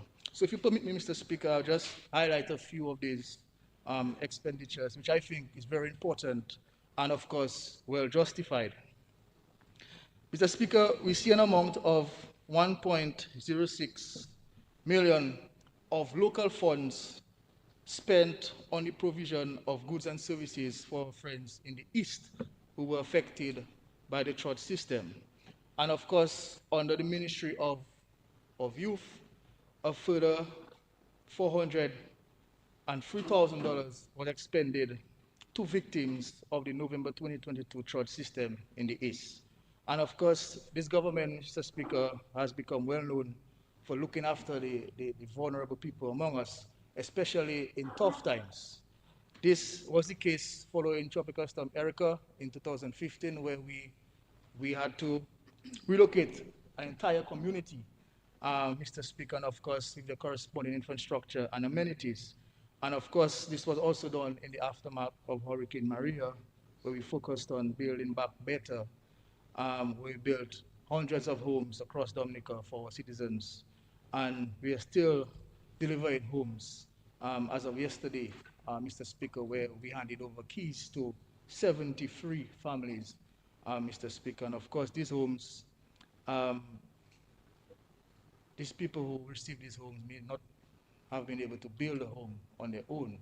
You know, I'm really thankful for the government's policy on housing to ensure that these people can have comfortable homes. So this Labour government knows what it is to look after our people when disaster strikes unexpectedly. And this is really the essence of the supplementary estimates, Mr. Speaker. Not only has this government been providing support in hard times, but we have also been able to put systems in place to respond. The formulation of CREED is one such example, and of course, the Climate Resilience Recovery Plan, the Vulnerable Risk Reduction Plan, fiscal rules, and other safeguards, Mr. Speaker. So I'm really, really happy for this. I'm in full support of this expenditure. Mr. Speaker, the largest infrastructural project in our history is on the way, and it is by no surprise that this is being undertaken by this Labour government. We see an amount of $119.4 million being spent in that regard, Mr. Speaker. And this morning I listened to the member for Marigot, you know, in his attempt, trying to say that, yes, the airport is very important. We should put other projects on the back burner. We should seize geothermal and push our airport, and that he's in favor of the airport. Well, Mr. Speaker, what I suspect the member was really trying to say, I maybe don't want to say it here, but what I suspect he was trying to say, Mr. Speaker, is basically, thank God, Labour is building our international airport, Mr. Speaker. That's what the member was trying to say this morning, Mr. Speaker. But we all agree, Mr. Speaker, for this. And of course, we also see, Mr. Speaker, under the Ministry of Finance, 18.6 million spent for payment to due diligence agencies for carrying out investigations on potential investors under the CBI program. This is very important, Mr. Speaker, because our CBI program continues to serve us well in Dominica. And of course, as time goes by, we will always find ways to improve our program. And of course, this is what we are doing currently, Mr. Speaker. I think that a lot of the success we have achieved for CBI is because of our leadership, the leadership in Honorable Dr. Roosevelt Skerritt. Because the fact is there are CBI programs in many other countries. Many other jurisdictions, offer CBI programs. And none can compare and contrast to what is offered in Dominica. And I believe what sets us apart from the other countries is our leadership and our ability to be progressive in ensuring our program is successful. And from a fiscal standpoint, it's important to note that Dominica do not default on its debt commitments. And even when we contract debt, we ensure that we use this debt to fuel our productive sectors, Mr. Speaker. And this is really what you want to see as a small economy. So the CBI program has touched every single Dominican in one way or the other, and it's important to note that the CBI program is a form of non-tax revenue for this government. And we all know that the government raises funds mainly through taxes, imposing taxes on its citizens. And of course, if there's a program, a non-tax means of earning or generating revenue, I think it's very important that we pursue that method of earning revenue.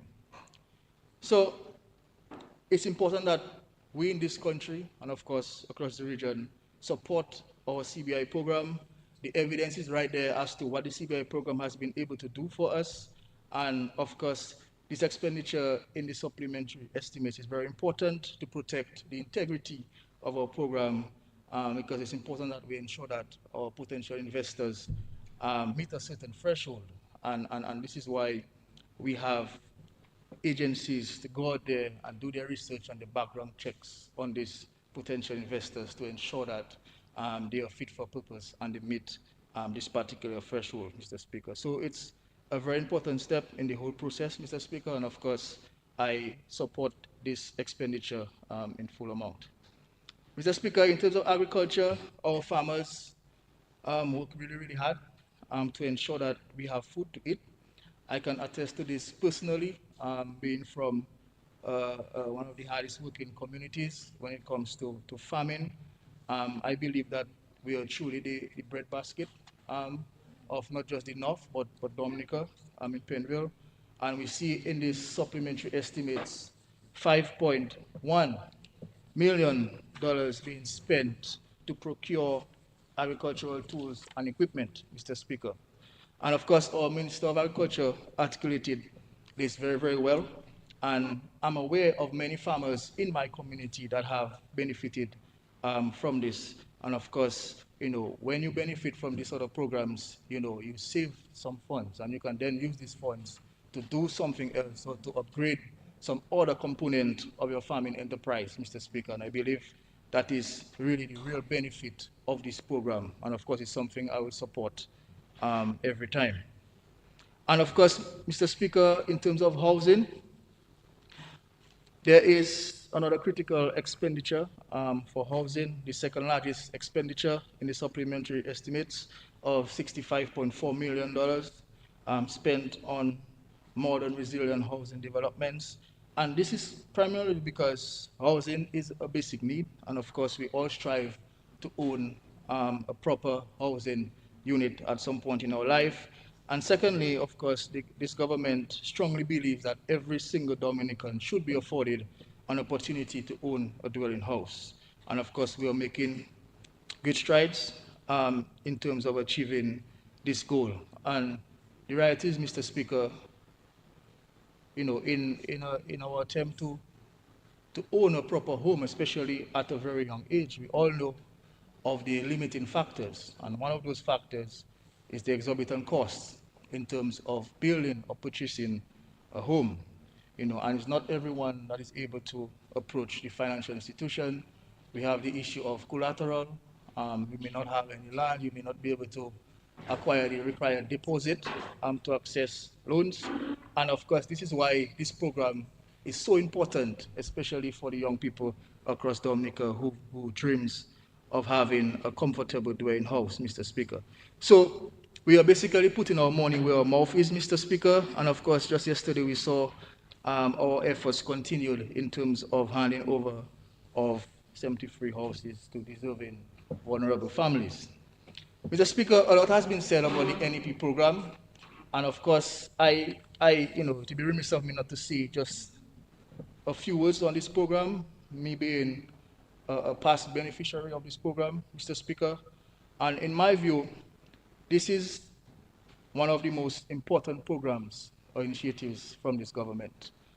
And of course, we have some wonderful people engaged under the NEP program. I've been hearing members of this honorable house saying that the NEP is made up of the best crews and stuff like that. My question to them is, show me the evidence of that. And I believe if you take a drive to Penville, Vickers, Thibault, you will see for yourself the fruits of the NEP program, Mr. Speaker. And we have the full confidence in our program, Mr. Speaker. And of course, our interns continue to do their best to ensure that Dominica remains clean and green. No, no, no, no, you're not in that. You don't qualify for that. So, Mr. Speaker, and of course, as mentioned by the minister earlier, many times we believe that NEP refers to only the beautification component. There are, of course, a number of interns across the public service. I'm aware of that. And of course, the private sector, where there's a 50-50 relationship between government and the private entities. And all of these interns make a valuable contribution to our growth and development. So, we should not look down or speak down on the NEP. I believe, it's a really, really good program for young people. And I believe that if it wasn't for the NEP, we would have a serious problem in Dominica in terms of employment, because the reality we have is that the government is not in a position to absorb every single person that's leaving school. It's just impossible, especially in a small island like Dominica. And that is why the NEP and programs similar to the NEP is so very important, Mr. Speaker. So as time goes by, Mr. Speaker, we will do some upgrades to the program. Most recently, we have elevated them to similar treatment as other public officers, so they get paid at the same time other public officers get paid through their financial institution. And of course, we know that there are some issues, small issues that can be rectified, which the NEP office and the ministry is working on to rectify. So any amount spent on NEP, Mr. Speaker, is good spending in my mind, and we should always ensure that our NEP program survives. Mr. Speaker, we also see great progress being made on the geothermal project. I don't intend to speak in any great detail on the geothermal project. We heard from the expert himself. We saw $12.8 million spent to advance the efforts of geothermal. And of course, Honorable Henderson has been championing this, and he has articulated this in great detail. But just to say that our geothermal project will allow us to reduce our dependence on fossil fuels and thereby minimizing the effects of external shocks on our economy. And that in itself warrants our huge investments in ensuring that geothermal energy is a reality. So, Mr. Speaker, I think that all the expenditures presented in the supplementary estimates, is very important in terms of enhancing our security, in terms of keeping our persons safe, ensuring that their livelihoods are maintained, and of course, advancing some key development projects like the airport and geothermal and so on. So I have no problem in placing my full support for the supplementary estimates as presented by our Minister of Finance. And of course, I take the opportunity to wish every Dominican a wonderful Christmas and a prosperous 2024. Thank you, Mr. Speaker.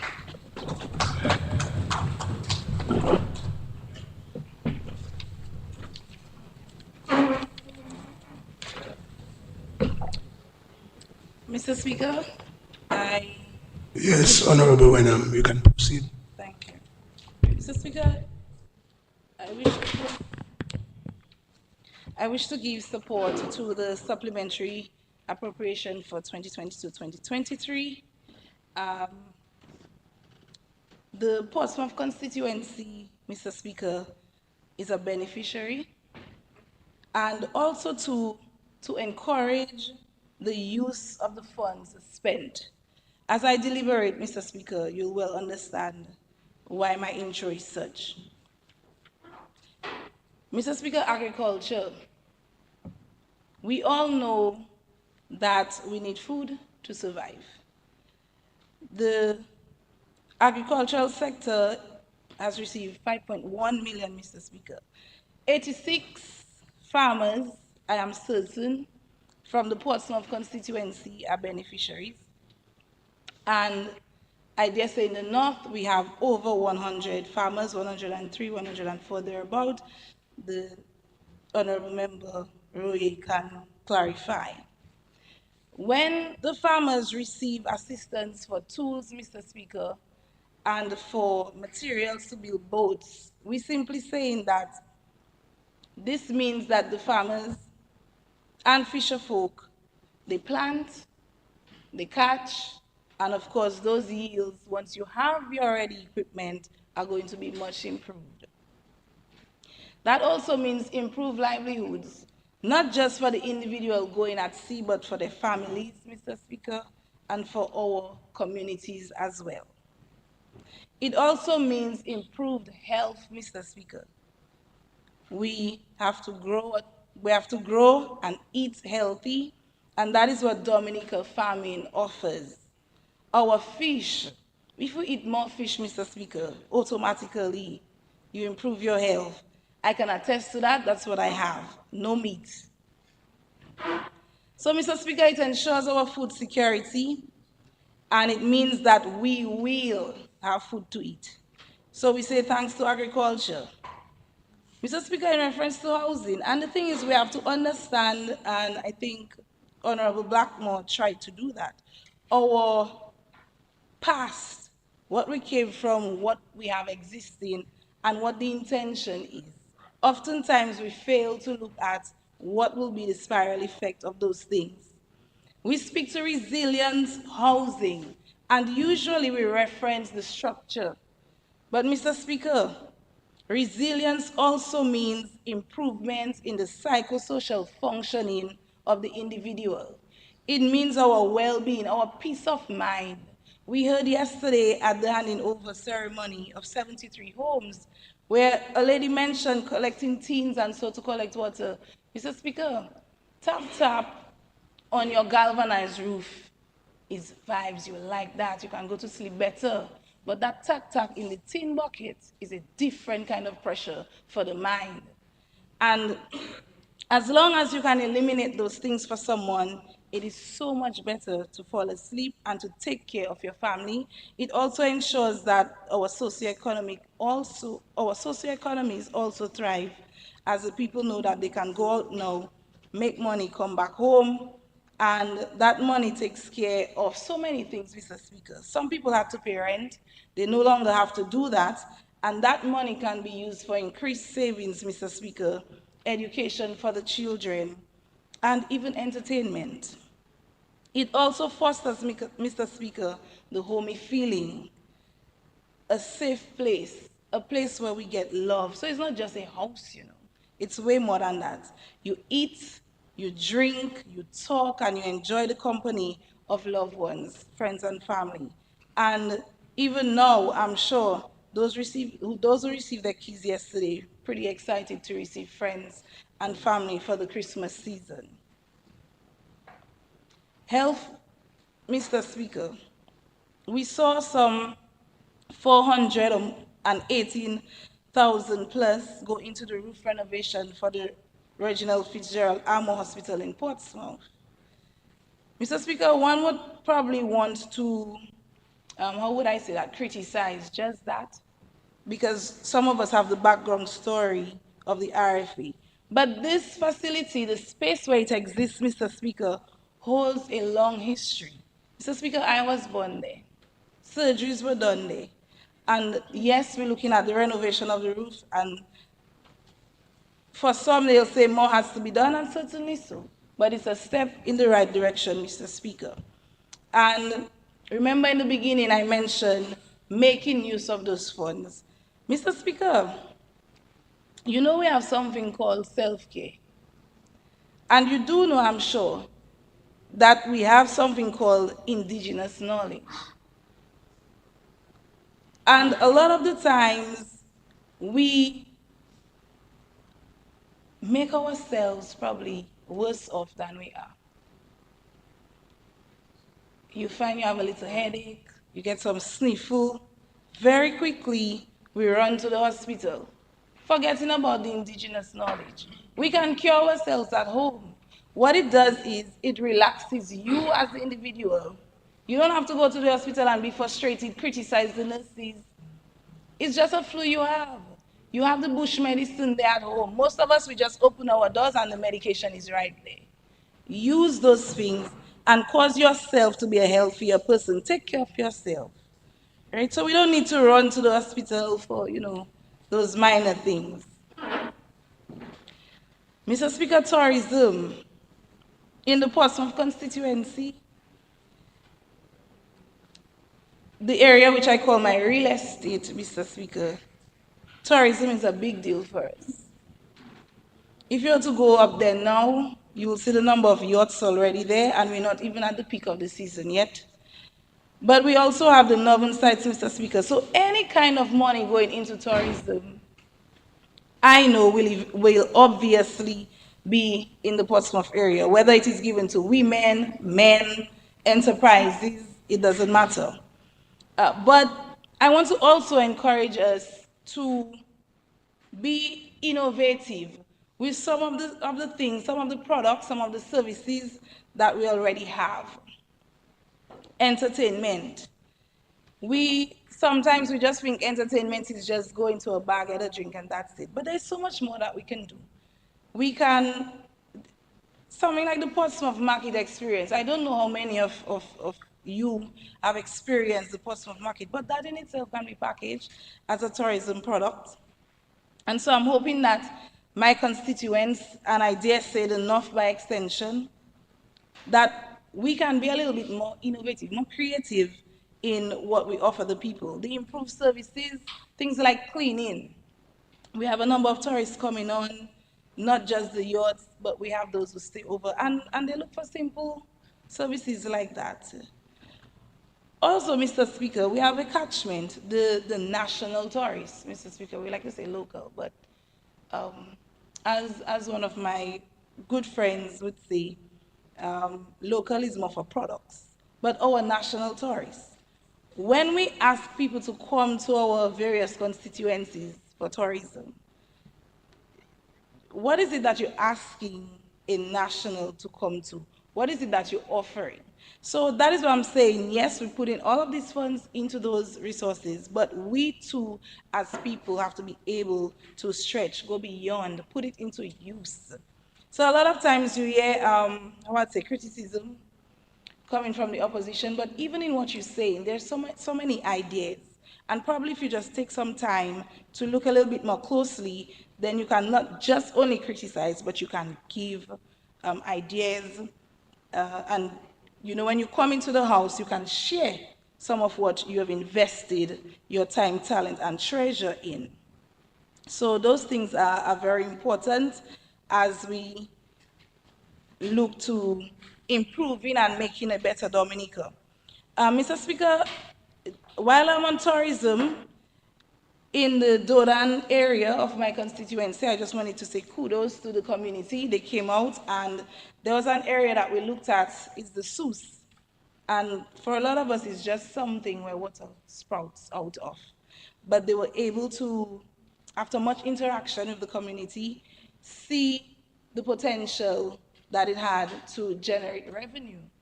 And so when I speak to Mr. Speaker, he's leading by example.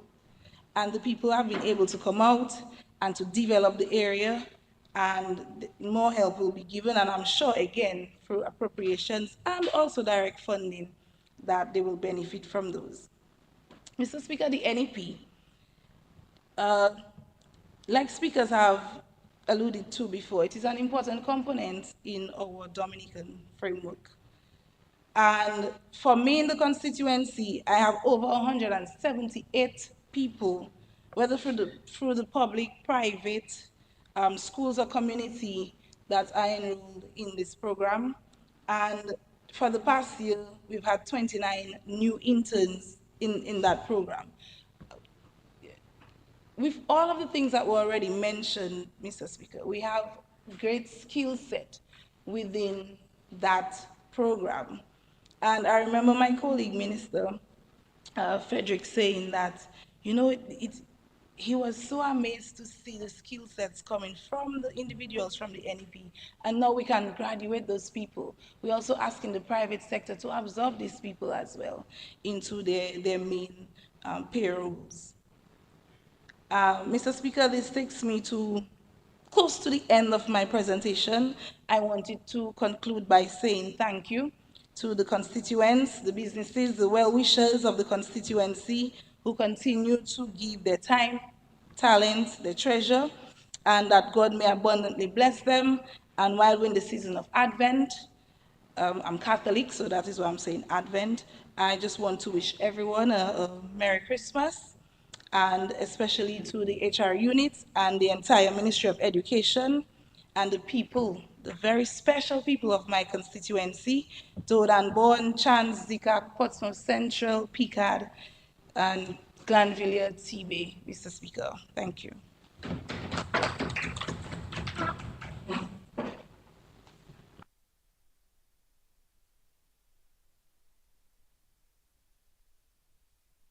Good morning. Mr. Speaker, I rise to give my full support for the supplementary. Would you like to move to a different area? I'm fine, Mr. Speaker. Okay. By now, I'm very well known. Okay, great.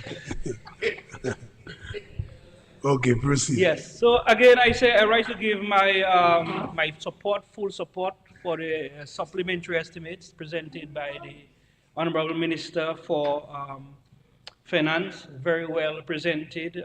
Again, as alluded earlier, we could have closed the debate by such great explanation for every section where expenditures were identified. However, I would like the Hansard to be kind to me and to the people of the PD7 constituency by recording our satisfaction or support for the supplementary estimates for the fiscal year 2022-2023. To begin with the agricultural contribution, which is relevant to my ministry, specifically responsible for agriculture and the economy, and my senior minister who presented earlier the overall picture. So I will not repeat what he said on the overall package, but to delve more a little into, and briefly though, into the fisheries section, and an area which is of growing in terms of its contribution to the sector and to the overall agricultural contribution as we delve into our new target by 2030. What I want to say is, Mr. Speaker, under this project which you explained, and the expenditure here is specifically to the DILCREP, the Emergency Agricultural Livelihood Climate and Climate Resilience Project. This overall project, while here is recognized 5.1 million, this project from inception 2018 was 79 million. And to date, the whole portfolio of the DILCREP, or the ILCREP, if you put dominator before it, so it is recognized sometimes, is now $110 million, a significant increase. And this significant increase for a number of reasons. There have been what we call the CIRCs, the Contingency Emergency Response Components, and several of them since the original fund in 2018. We had one for COVID, and we now have a new one for food security. I mention this because the relevant in the context is that it shows a demonstration from the funding institution, the World Bank, confidence in the implementation and the respect for the project implementation unit in Dominica and the overall management by government. Because even if some people, you see that it is written emergency response, you do not just get this response automatically. You have to present all of the necessaries as if you were applying for a new project to qualify. So in this current one, it caters to tools and equipment, which includes fisheries. But following perhaps in the next presentation or the next supplementary appropriation, you will see another CIRC, and which we will speak about in that time, but I will leave that part for when it comes up. And this is new expenditures that usually are not budgeted for. They may come along after the budget is passed. So let us just delve on this one. Specifically, my colleague said I will deal to the marine matters, and in this component, we are constructing over 50 new resilient fishing boats. For those of us who are familiar with our fishing sector, yes, we do have a dayboat operation which goes out daily, but what we will be manufacturing from the World Bank project is an enhanced and improved type of fishing boat that will increase not just the resilience, but the safety of our fishers when they ply the rough waters. And I say rough waters because a lot of these boats are not meant to just dwell within your first 5 miles of people doing hand lining. These are boats that will go out and catch the more of the larger pelagics that we are used to, the marlin, tuna, so that we can improve our export, we can improve our current production from 100,000 tons to perhaps 150 within the next 5 years. So not only that we have enough for our own food security situation, but adequate for export, for increased export earnings. And why have this taken so long since 2018? We have invested a lot of time into the development of this boat, and then we had, through consultancy under this project, consulted with a naval architect to work with 5 of our best boat builders in Dominica, and these are exceptional, very skillful people. So notwithstanding that we have brought in an international expert to work with them, to help them, Mr. Speaker, but these experts have recognized that they had already had the raw talent and skill, but was to harness the other components that they were lacking on, such as, being able to develop their own plans for their boat and so on. They could build the boat, but they need to present the boat with a plan, and they need to add additional components and structure to these boats to make them more resilient. So a tremendous amount of financing has gone into that component, and beginning in 2024, we will start to see the manufacture of these 54 boats or more by these 5 key boat builders that were trained for almost a period of 1 year. And I want to say very thank you for their cooperation to the project, to work with us and to have been patient. And now it is time to roll out. And it is now time in this new year for them to get their own contracts now to build these boats and get some returns. And because a lot of time people think when you contract this financing from the institution, it is to pay people from abroad. But we're going to have 5 individuals or 6 plus their workers and auxiliary services and connecting services that is going to benefit from these very heavy contracts these local individuals are going to get to manufacture these boats. So that is what the fisheries component in this current one covers. But I just want to say, again, as being part of the ministry, and you heard the Honorable said that in the agriculture ministry, this new dispensation, the reset, which was what was called for, is that nothing is done along political lines. And you have seen the tremendous emphasis we have placed on key areas that are known as the breadbasket. And it does not translate into political lines. We do what we have to do, where we have to do it, where the numbers count, where the evidence is true. And then you have seen a tremendous investment into the Salisbury constituency, where what is known to be a heavy agriculture area. And I am very happy that, those on the other side have been fair enough to say what it is and to thank the Honorable Minister and the ministry for their contribution. I know some of our colleagues are eager to get that same level of treatment, Honorable Henderson in the Morpeth Road and MacArthur Road, but everywhere will be addressed. It is a process, it is a long-term plan, it is a development plan. We're looking at 2030, we're looking at more than this term. It is beyond this term. We understand a political cycle is 5 years, but our vision here, Honorable Roy, is we're looking at a beyond 5-year plan. So it will take time to do things properly. Mr. Speaker, from a social background, and I have spent a lot of time, even I am known as a very nice guy. Everybody knows that. And in my community, everywhere, very generous, long before politics. So I take social welfare very much. And even more so in getting to be friends with Dr. Williams, she can rub that off on you very, very, very well. So that care for people. And so the expenditure we see here in the additional expenditure, and that has to do a lot with the vision of this government and the Honorable Prime Minister of reducing the age from 70 to 65. 5 years is a long time. Those of us in politics who take that pressure will know that that's a lot of blows to take for 5 years. So somebody waiting at 65 to get a little 300 at 70, it seems like forever. And then we recognize there were a number of people facing challenges during that time. So hence the reason why we had to drop it to 65. So that this additional revenue here, from 70 to 65. So this additional revenue was to cover these people. And so that is money well spent. And I care about these people a lot. So I will always support this kind of contributions. I will not continue much further on this. The National Employment Program. Mr. Speaker, I would like to ask especially our dear Attorney General, if a law can be passed to ban the use of the acronym and to use the whole word, National Employment Program, because on both sides, I have a problem with the wrong context in which the word is used. The NEP working over there. What is that? How can an employment program be working somewhere? This person is an NEP. Why? I don't understand it. It hurts me. Nomenclature means a lot. And how you are referred to will bring about how you react and how you work. The person is not an NEP. So, no, call them. You can send the NEP over there then. And have not spoke about those who are in government people monthly who can now pay their bills, who can now do basic things. In my constituency, we have a lot of that. And I will tell you, everybody knows, and the honorable that is responsible, first crew that is called, first army that is called down to Roseau, when the stadium needs to call, is our crew in the south. And includes Dr. Henderson too.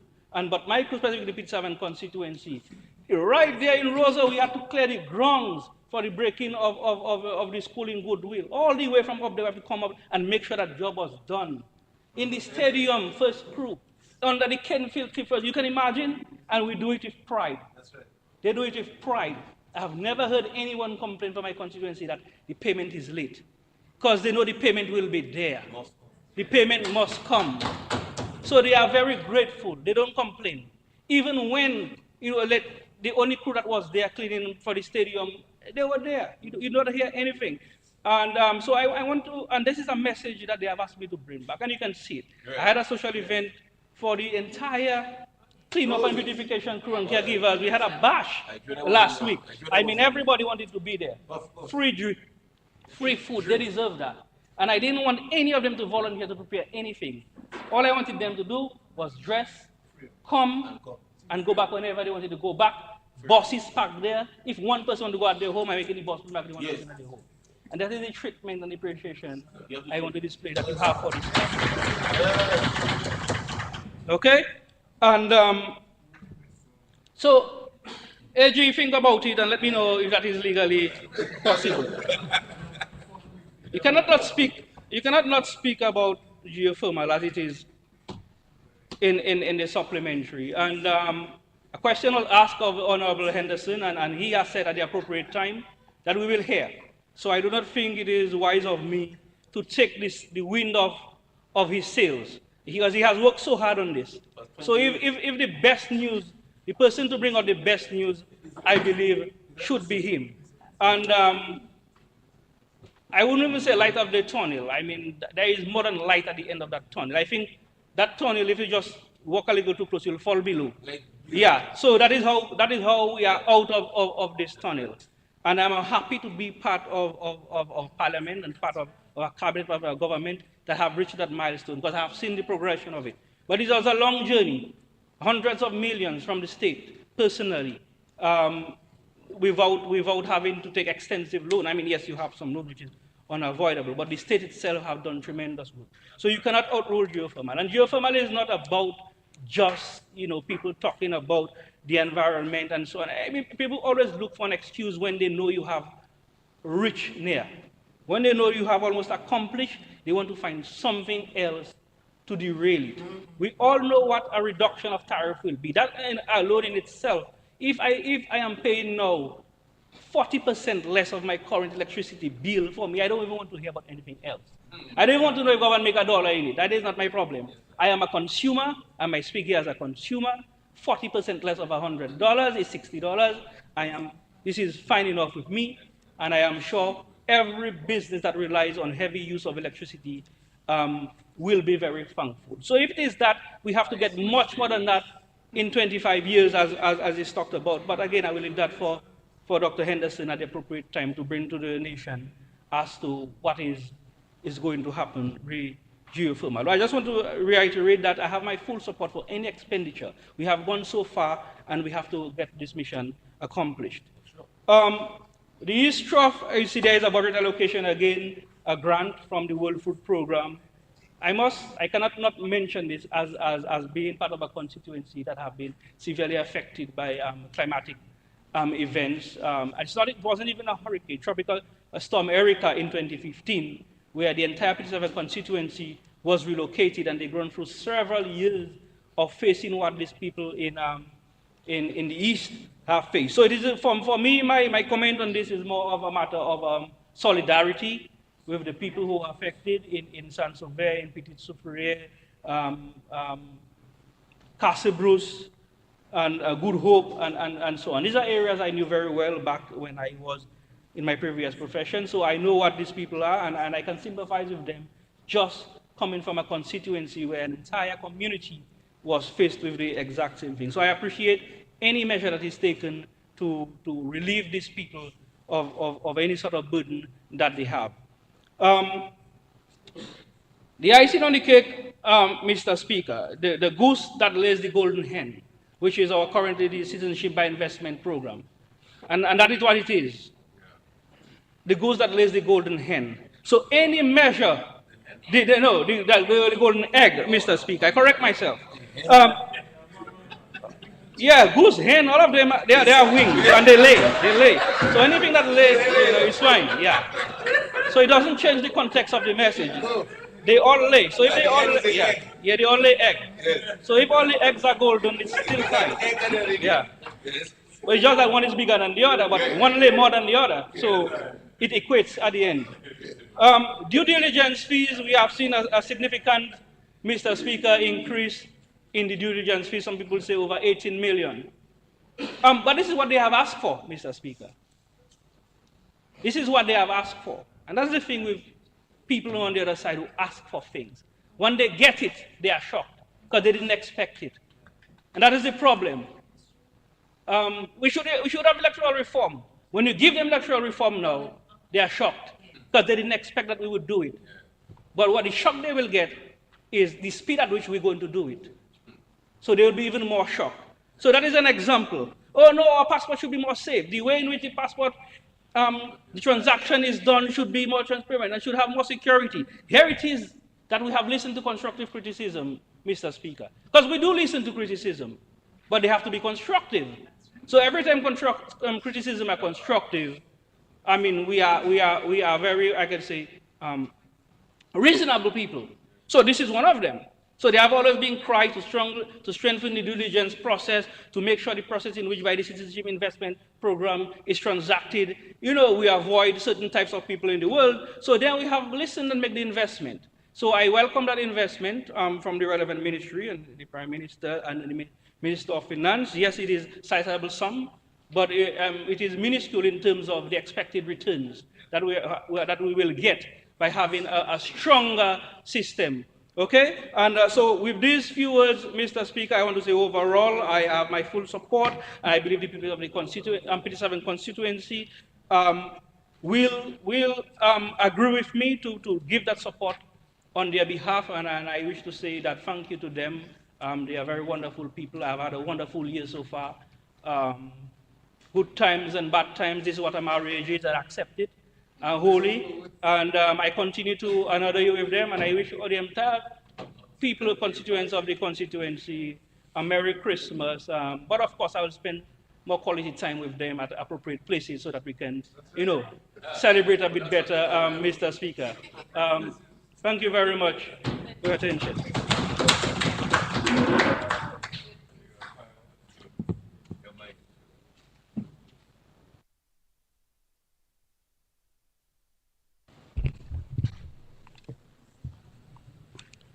Yes, Honorable Joseph, you may proceed.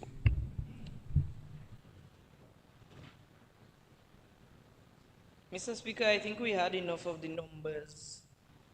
So I was tasked with putting all of what was said today into perspective. So, Mr. Speaker, I have jotted down some notes, and if you permit me to refer to my notes occasionally, I would appreciate that. Permission granted. Mr. Speaker, today I humbly present and advocate for the Supplementary Appropriation 2022-2023. This very crucial proposal not only reflects our commitment to the agricultural sector, but also encapsulates the broader spectrum of our national development agenda. Mr. Speaker, before I continue, I strongly believe that my survival and achievements thus far has by no doubt been as a result of the tremendous support of my colleague ministers, Minister Roy and Minister Defo, and my colleagues by extension, and without any fear of contradiction, Honorable Dr. Roosevelt Skerrit. That's time for you to clap. Right. Mr. Speaker, over the years,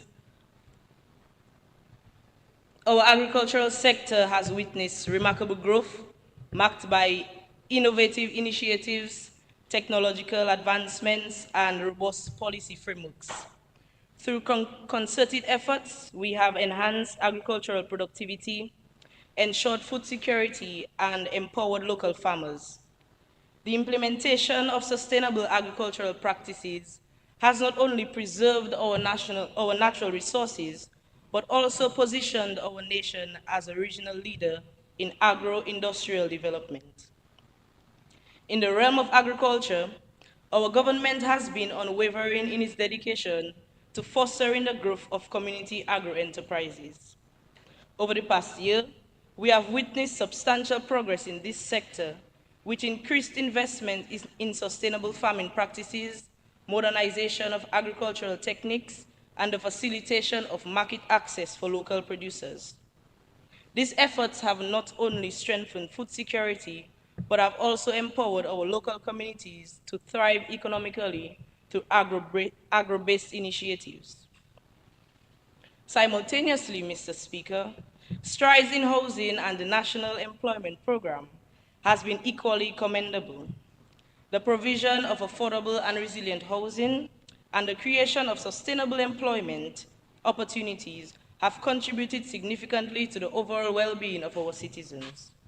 The National Employment Program has played a pivotal role in reducing unemployment, offering meaningful opportunities for our people.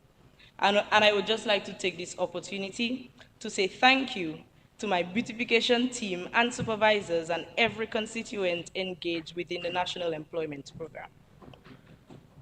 This multifaceted approach not only addresses employment, but the immediate needs that our constituents face on a daily basis. Our commitment to social welfare is evident through the successful implementation of our social safety net programs. These social safety nets provide financial security to the elderly and vulnerable, underscoring our dedication to inclusivity and the well-being of our citizens. Furthermore, national projects such as the construction of our international airport and the harnessing of geothermal energy underline our commitment to sustainable development. These projects, Mr. Speaker, not only contribute to infrastructural advancements, but also open doors to job creation, economic diversity, and increased foreign investment. As we reflect on the progress made over the years, it is evident that our initiatives have translated into tangible benefits for every Dominican citizen. The values of resilience, sustainability, and inclusivity underscore our approach to development. Opportunities for investment abound, offering both domestic and international investors a chance to contribute to our nation's growth story. The benefits of our collective efforts are not confined to specific sectors, but radiate across the nation. Increased agricultural productivity translates to food security and economic growth. Affordable housing ensures a stable society, and national projects create jobs and attract foreign investment. Our focus remains steadfast on improving and expanding these initiatives. We recognize the need for continuous innovation, capacity building, and community engagement. Our commitment to transparent governance ensures that every citizen is part of this journey toward a prosperous and sustainable future. As we celebrate our achievements, we must remain forward-looking. The way forward involves continued investment in technology, research, and education to ensure sustainable development. Strengthening public-private partnerships will be pivotal in unlocking new opportunities and achieving our development goals. The interconnectedness of agriculture, housing, our social safety nets, and national projects is the cornerstone of holistic development. Each component complements the other, creating a synergy that propels our nation towards prosperity. I urge the private sector, both domestic and international, to recognize the vast opportunities embedded in our developmental initiatives. Investments in agriculture, infrastructure, and renewable energy not only promises financial returns, but also contributes to the collective advancements of our society.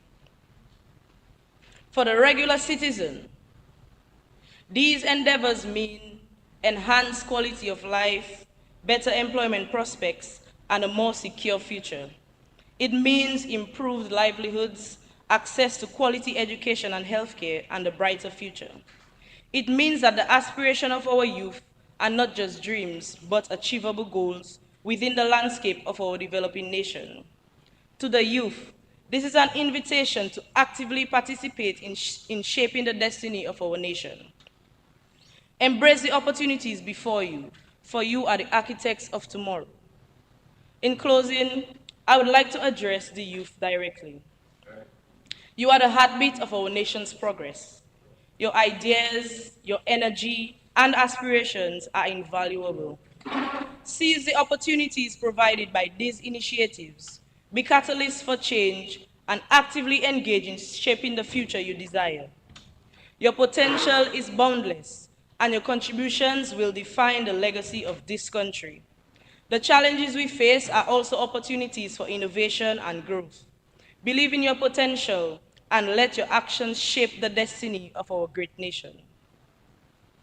To the people of the Pebush constituency, you have entrusted me with your political mantle, and you have witnessed the dedication, effort, and growth over the past year. And I can assure you that there is a lot more to come. I will continue to lead with optimism, enthusiasm, and most importantly, a clear and concise plan under the astute leadership of the Honorable Dr. Roosevelt Skerrit. Mr. Speaker, and before I conclude my contribution, I have a confession that due to... No. Due to the conducive environment that this government is providing for people like me, I believe I will contemplate reproducing in the next couple, let's say about 5 years. I give it myself about 5 years. That's my 5-year plan, my long-term, my short-term 5-year plan. So, honorable members, if, as we conclude the deliberation on the Supplementary Appropriation 2022-2023, let us be guided by the conviction that our collective efforts today will pave the way for a brighter, more prosperous future for all. Happy holidays, and may God bless us all. Thank you, Mr. Speaker.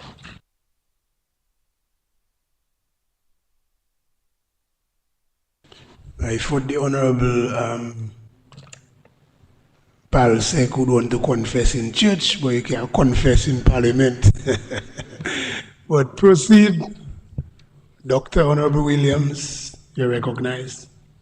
Mr. Speaker, as the Minister of State in the Ministry of Health, Wellness and Social Services, it would be remiss of me not to support the supplementary estimates. I will be very brief, as I believe my colleagues have so eloquently deliberated on the estimates. I think these estimates give clear intention and point to many positive. Could you please speak directly into the mic? Yes, move it forward. They give clear intention and Yes, good. point to many positive and sure prospects for the Dominican people. Mr. Speaker, the government's social programs continue to receive special attention, even in difficult economic times. And I'm persuaded that no circumstance will thwart the plans of the Labour Party-led government to care for the vulnerable among us. I'm reminded by Scripture that the poor we will always have with us.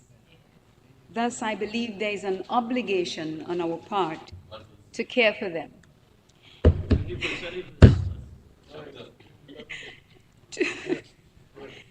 $2.9 million of the estimates have been spent for the non-contributory social pension assistance, which provides for persons 65 and over. And I should highlight here that the senior citizens from my constituency are beneficiaries, over $500,000. Honorable Blackmore spoke to the quick response to the Southeast people, but also mention must be made of the World Food Program, and gratitude expressed for its continued efforts to provide much needed support to the government of Dominica through cash grants to victims of the November 2022 East Trough system in the amount of over $400,000, a total of 299 households and 660 individuals from the villages of Grand Fond, Montjean, Rivière-Siric, Castle Bruce, Petit Soufrière, Good Hope, and Saint-Sauvé benefited from this intervention.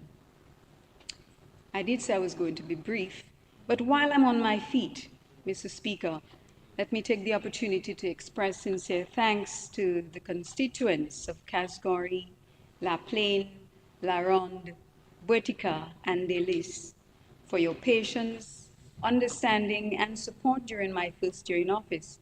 And special mention must be made of my NEP employees, particularly those under the Cleanup and Beautification Project. Best wishes for Merry Christmas as I look forward to positive, transformative undertakings in every aspect of constituency life in the new year. In closing, I voice my support for the supplementary estimates before this Honorable House. Thank you.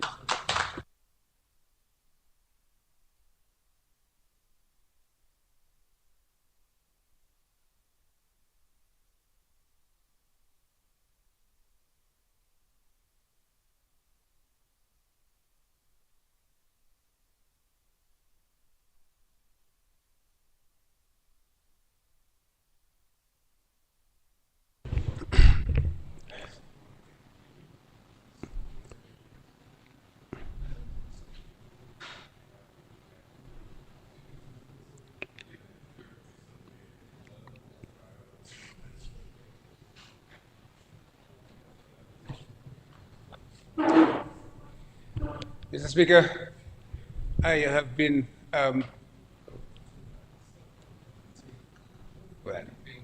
the reality of this is you heard all that has been said, and most people who came prepared to speak have indicated that there is not much that they can say. I don't really wish to speak about what happened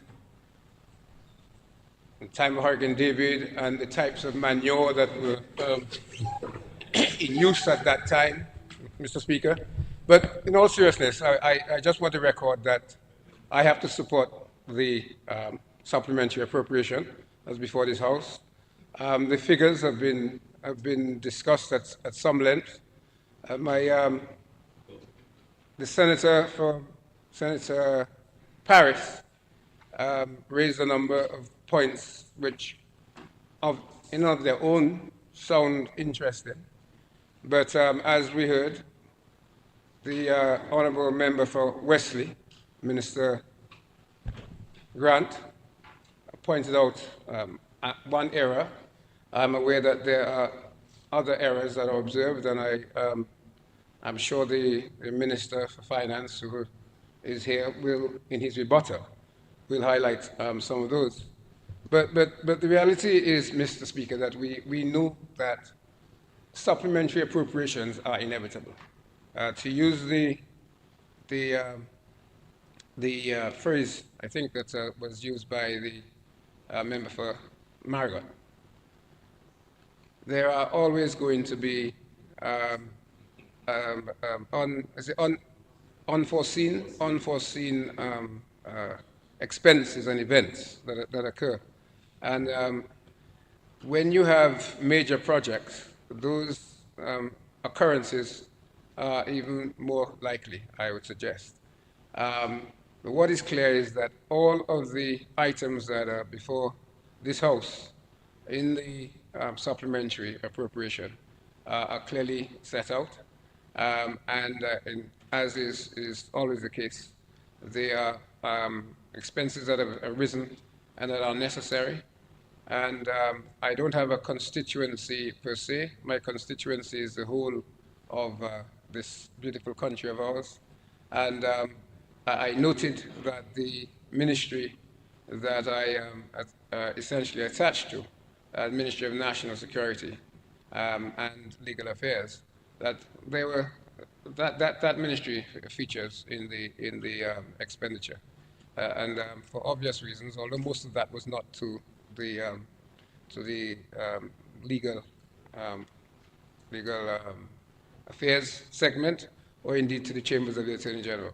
But Mr. Speaker, what is clear is that this supplementary appropriation is necessary and appropriate. And I think, although the members of the opposition, some of them expressed some questions, I think it may be fair to say that they are not expressing opposition to the supplementary appropriation, or if they did, it escaped me.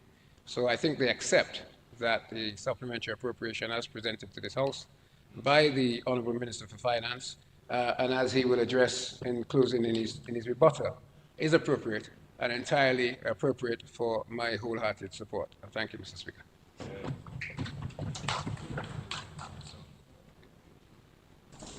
Mr. Speaker, I rise to conclude on our debate on the supplementary estimates.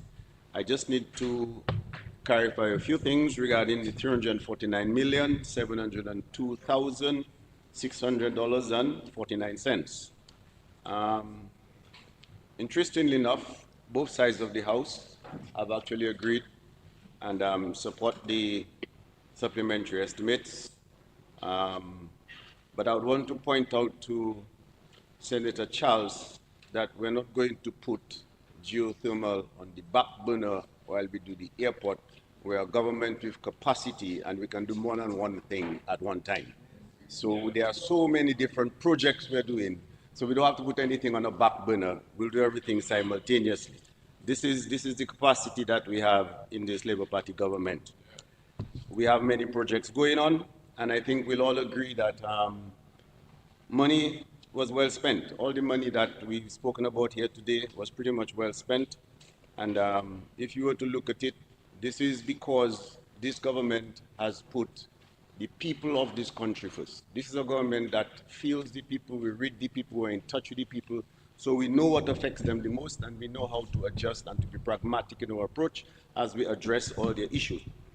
So for instance, I mean, the immediate relief we gave after the trough of last year, that is just a perfect example of money well spent.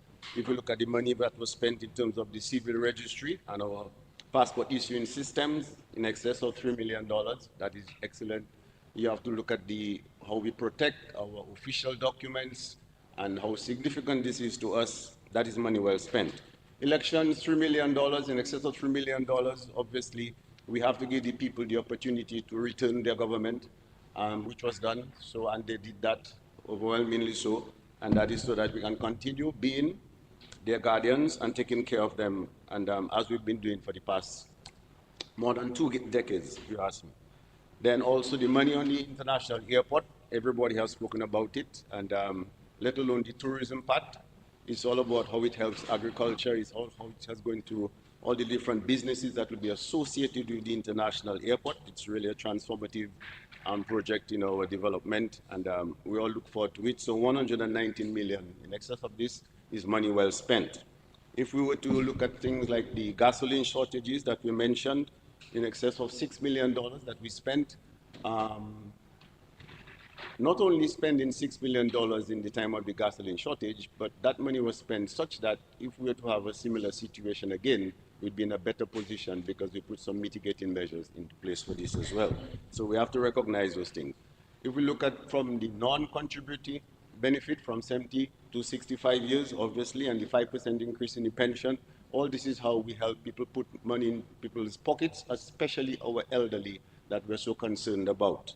Coming to our CBI program, Mr. Speaker, that is our main program. This is a program we have to protect, despite the fact that it's been trying to be tarnished by members from the opposition previously.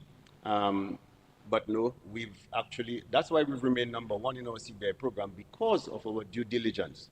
So us spending another 18 million plus in due diligence is just to ensure that our CBI program can continue and we can remain the #1 in terms of our CBI program internationally. Tools and equipment for agriculture, Mr. Speaker, you cannot argue, you cannot debate this one. This is just for the whole productivity sector. If you heard this year's budget, when we spoke of the productive sector and we want agriculture to contribute 700 million to our GDP, that is money well spent again. Education, 22 million on your alma mater, the Dominica Grammar School, which you must be proud of. 22 million, we cannot complain here, Mr. Speaker. Housing, 65 million for housing, Mr. Speaker. Yesterday we saw the happiness and the pride and the joy on 73 homeowners.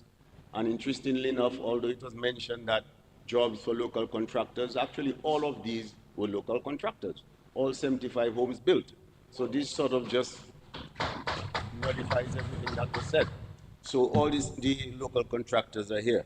I have to be careful when I talk about NEP, because DFO will definitely scold me there. So the National Employment Program and the national and all the employees under this program, yes, that's okay, Honorable DFO. Yes, all the employees under this particular program, they have different categories, and this is money well spent in that program. As a matter of fact, 31 million.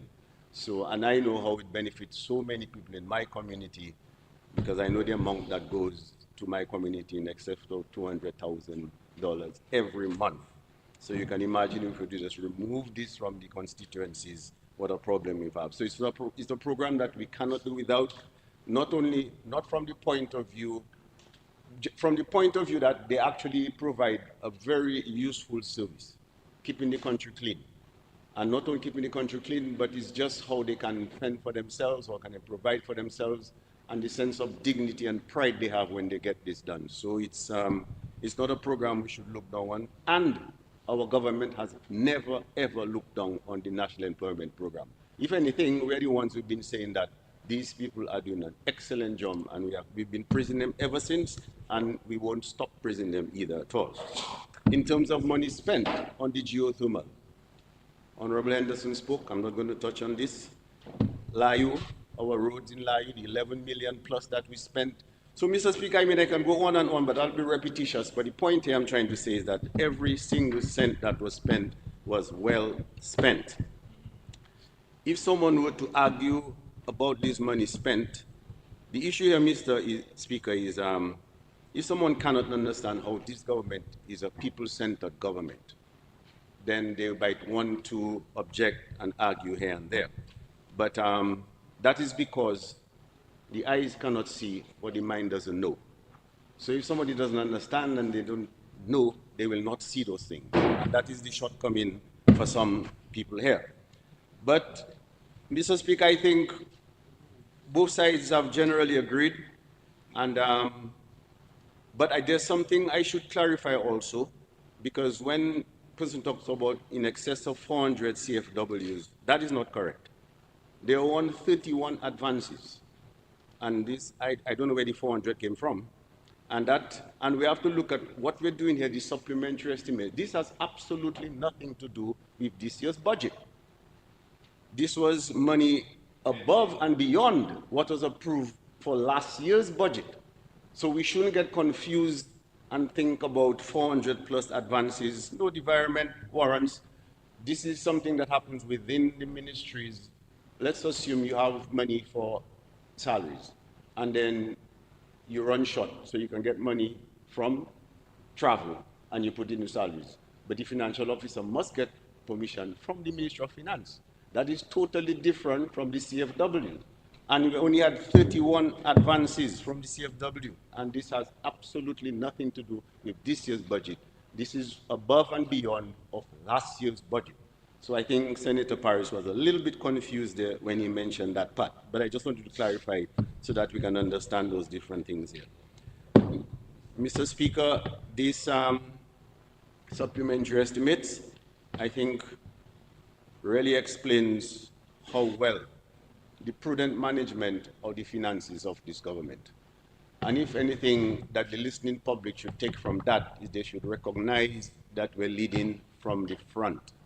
And this is how we're transparent and accountable in how we spend the people's money.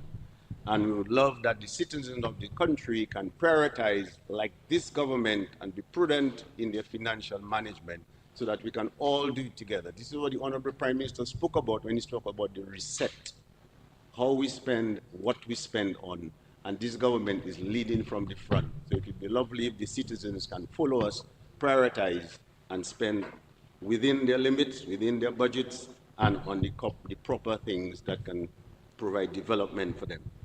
Having said this, Mr. Speaker, I commend this budget to you to the Honorable House so that we can approve it. But before I do this, I would want to tell my beautiful people in Rosa Valley constituency, sometimes you refer to it as the tourism capital, but I'd rather refer to it as the wellness capital. I just want to tell them and wish them a pleasant holiday season. And we have our children's party on Saturday at 3 p.m. And we want all the kids to come out. They're looking forward to this, and I think they're going to come out, and we're going to have a very good time on Saturday at 3 p.m. So to all my people in the Rosa Valley, I wish you a pleasant holiday season, and I'll see you on Saturday. Mr. Speaker, thank you for the opportunity to close up this debate, and so we can move ahead with the people's business. And I thank everyone for their contributions here. I think we had a very fruitful deliberations here today, which went on pretty well. Thank you, Mr. Speaker.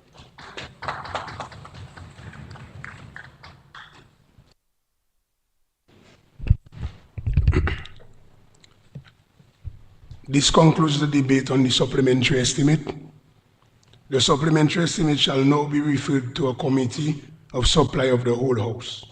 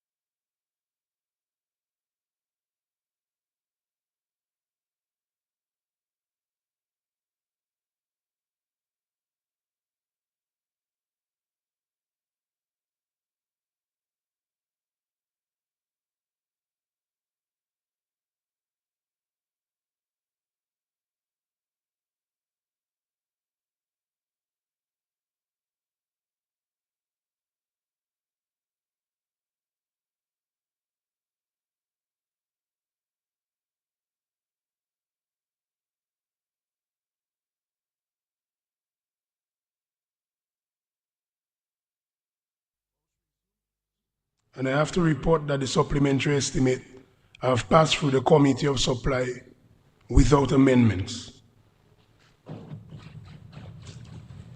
So the question is that the estimate for $349,702,649 be approved. Those in favor? Those against? The ayes have it.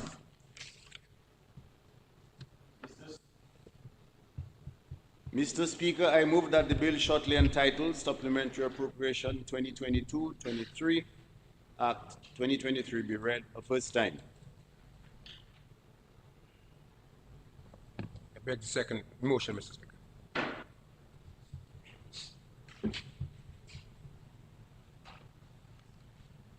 Supplementary Appropriation 2022-2023 Act 2023. The bill has been read a first time. Mr. Speaker, I move the second reading of the bill shortly entitled Supplementary Appropriation 2022-2023 Act 2023.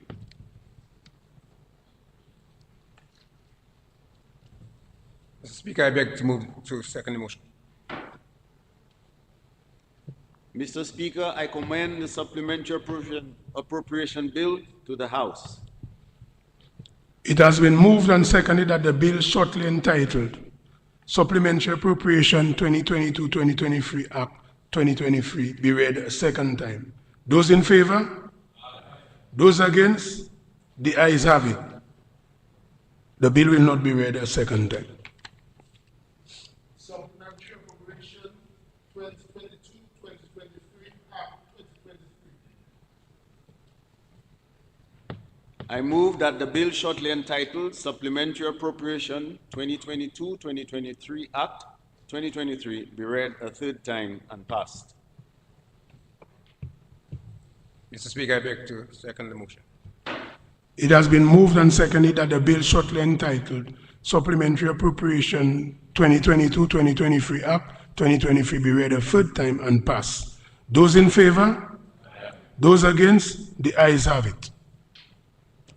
Supplementary Appropriation 2022-2023 Act 2023. The bill has been read a third time and passed accordingly.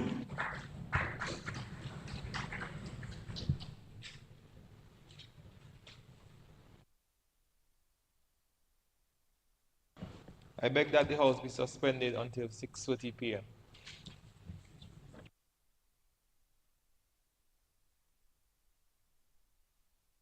Second, Mr. Speaker. It has been moved and seconded that the House be suspended until 6:30 p.m. this evening. Those in favor? Those against? The ayes have it. House stands suspended until 6:30 p.m.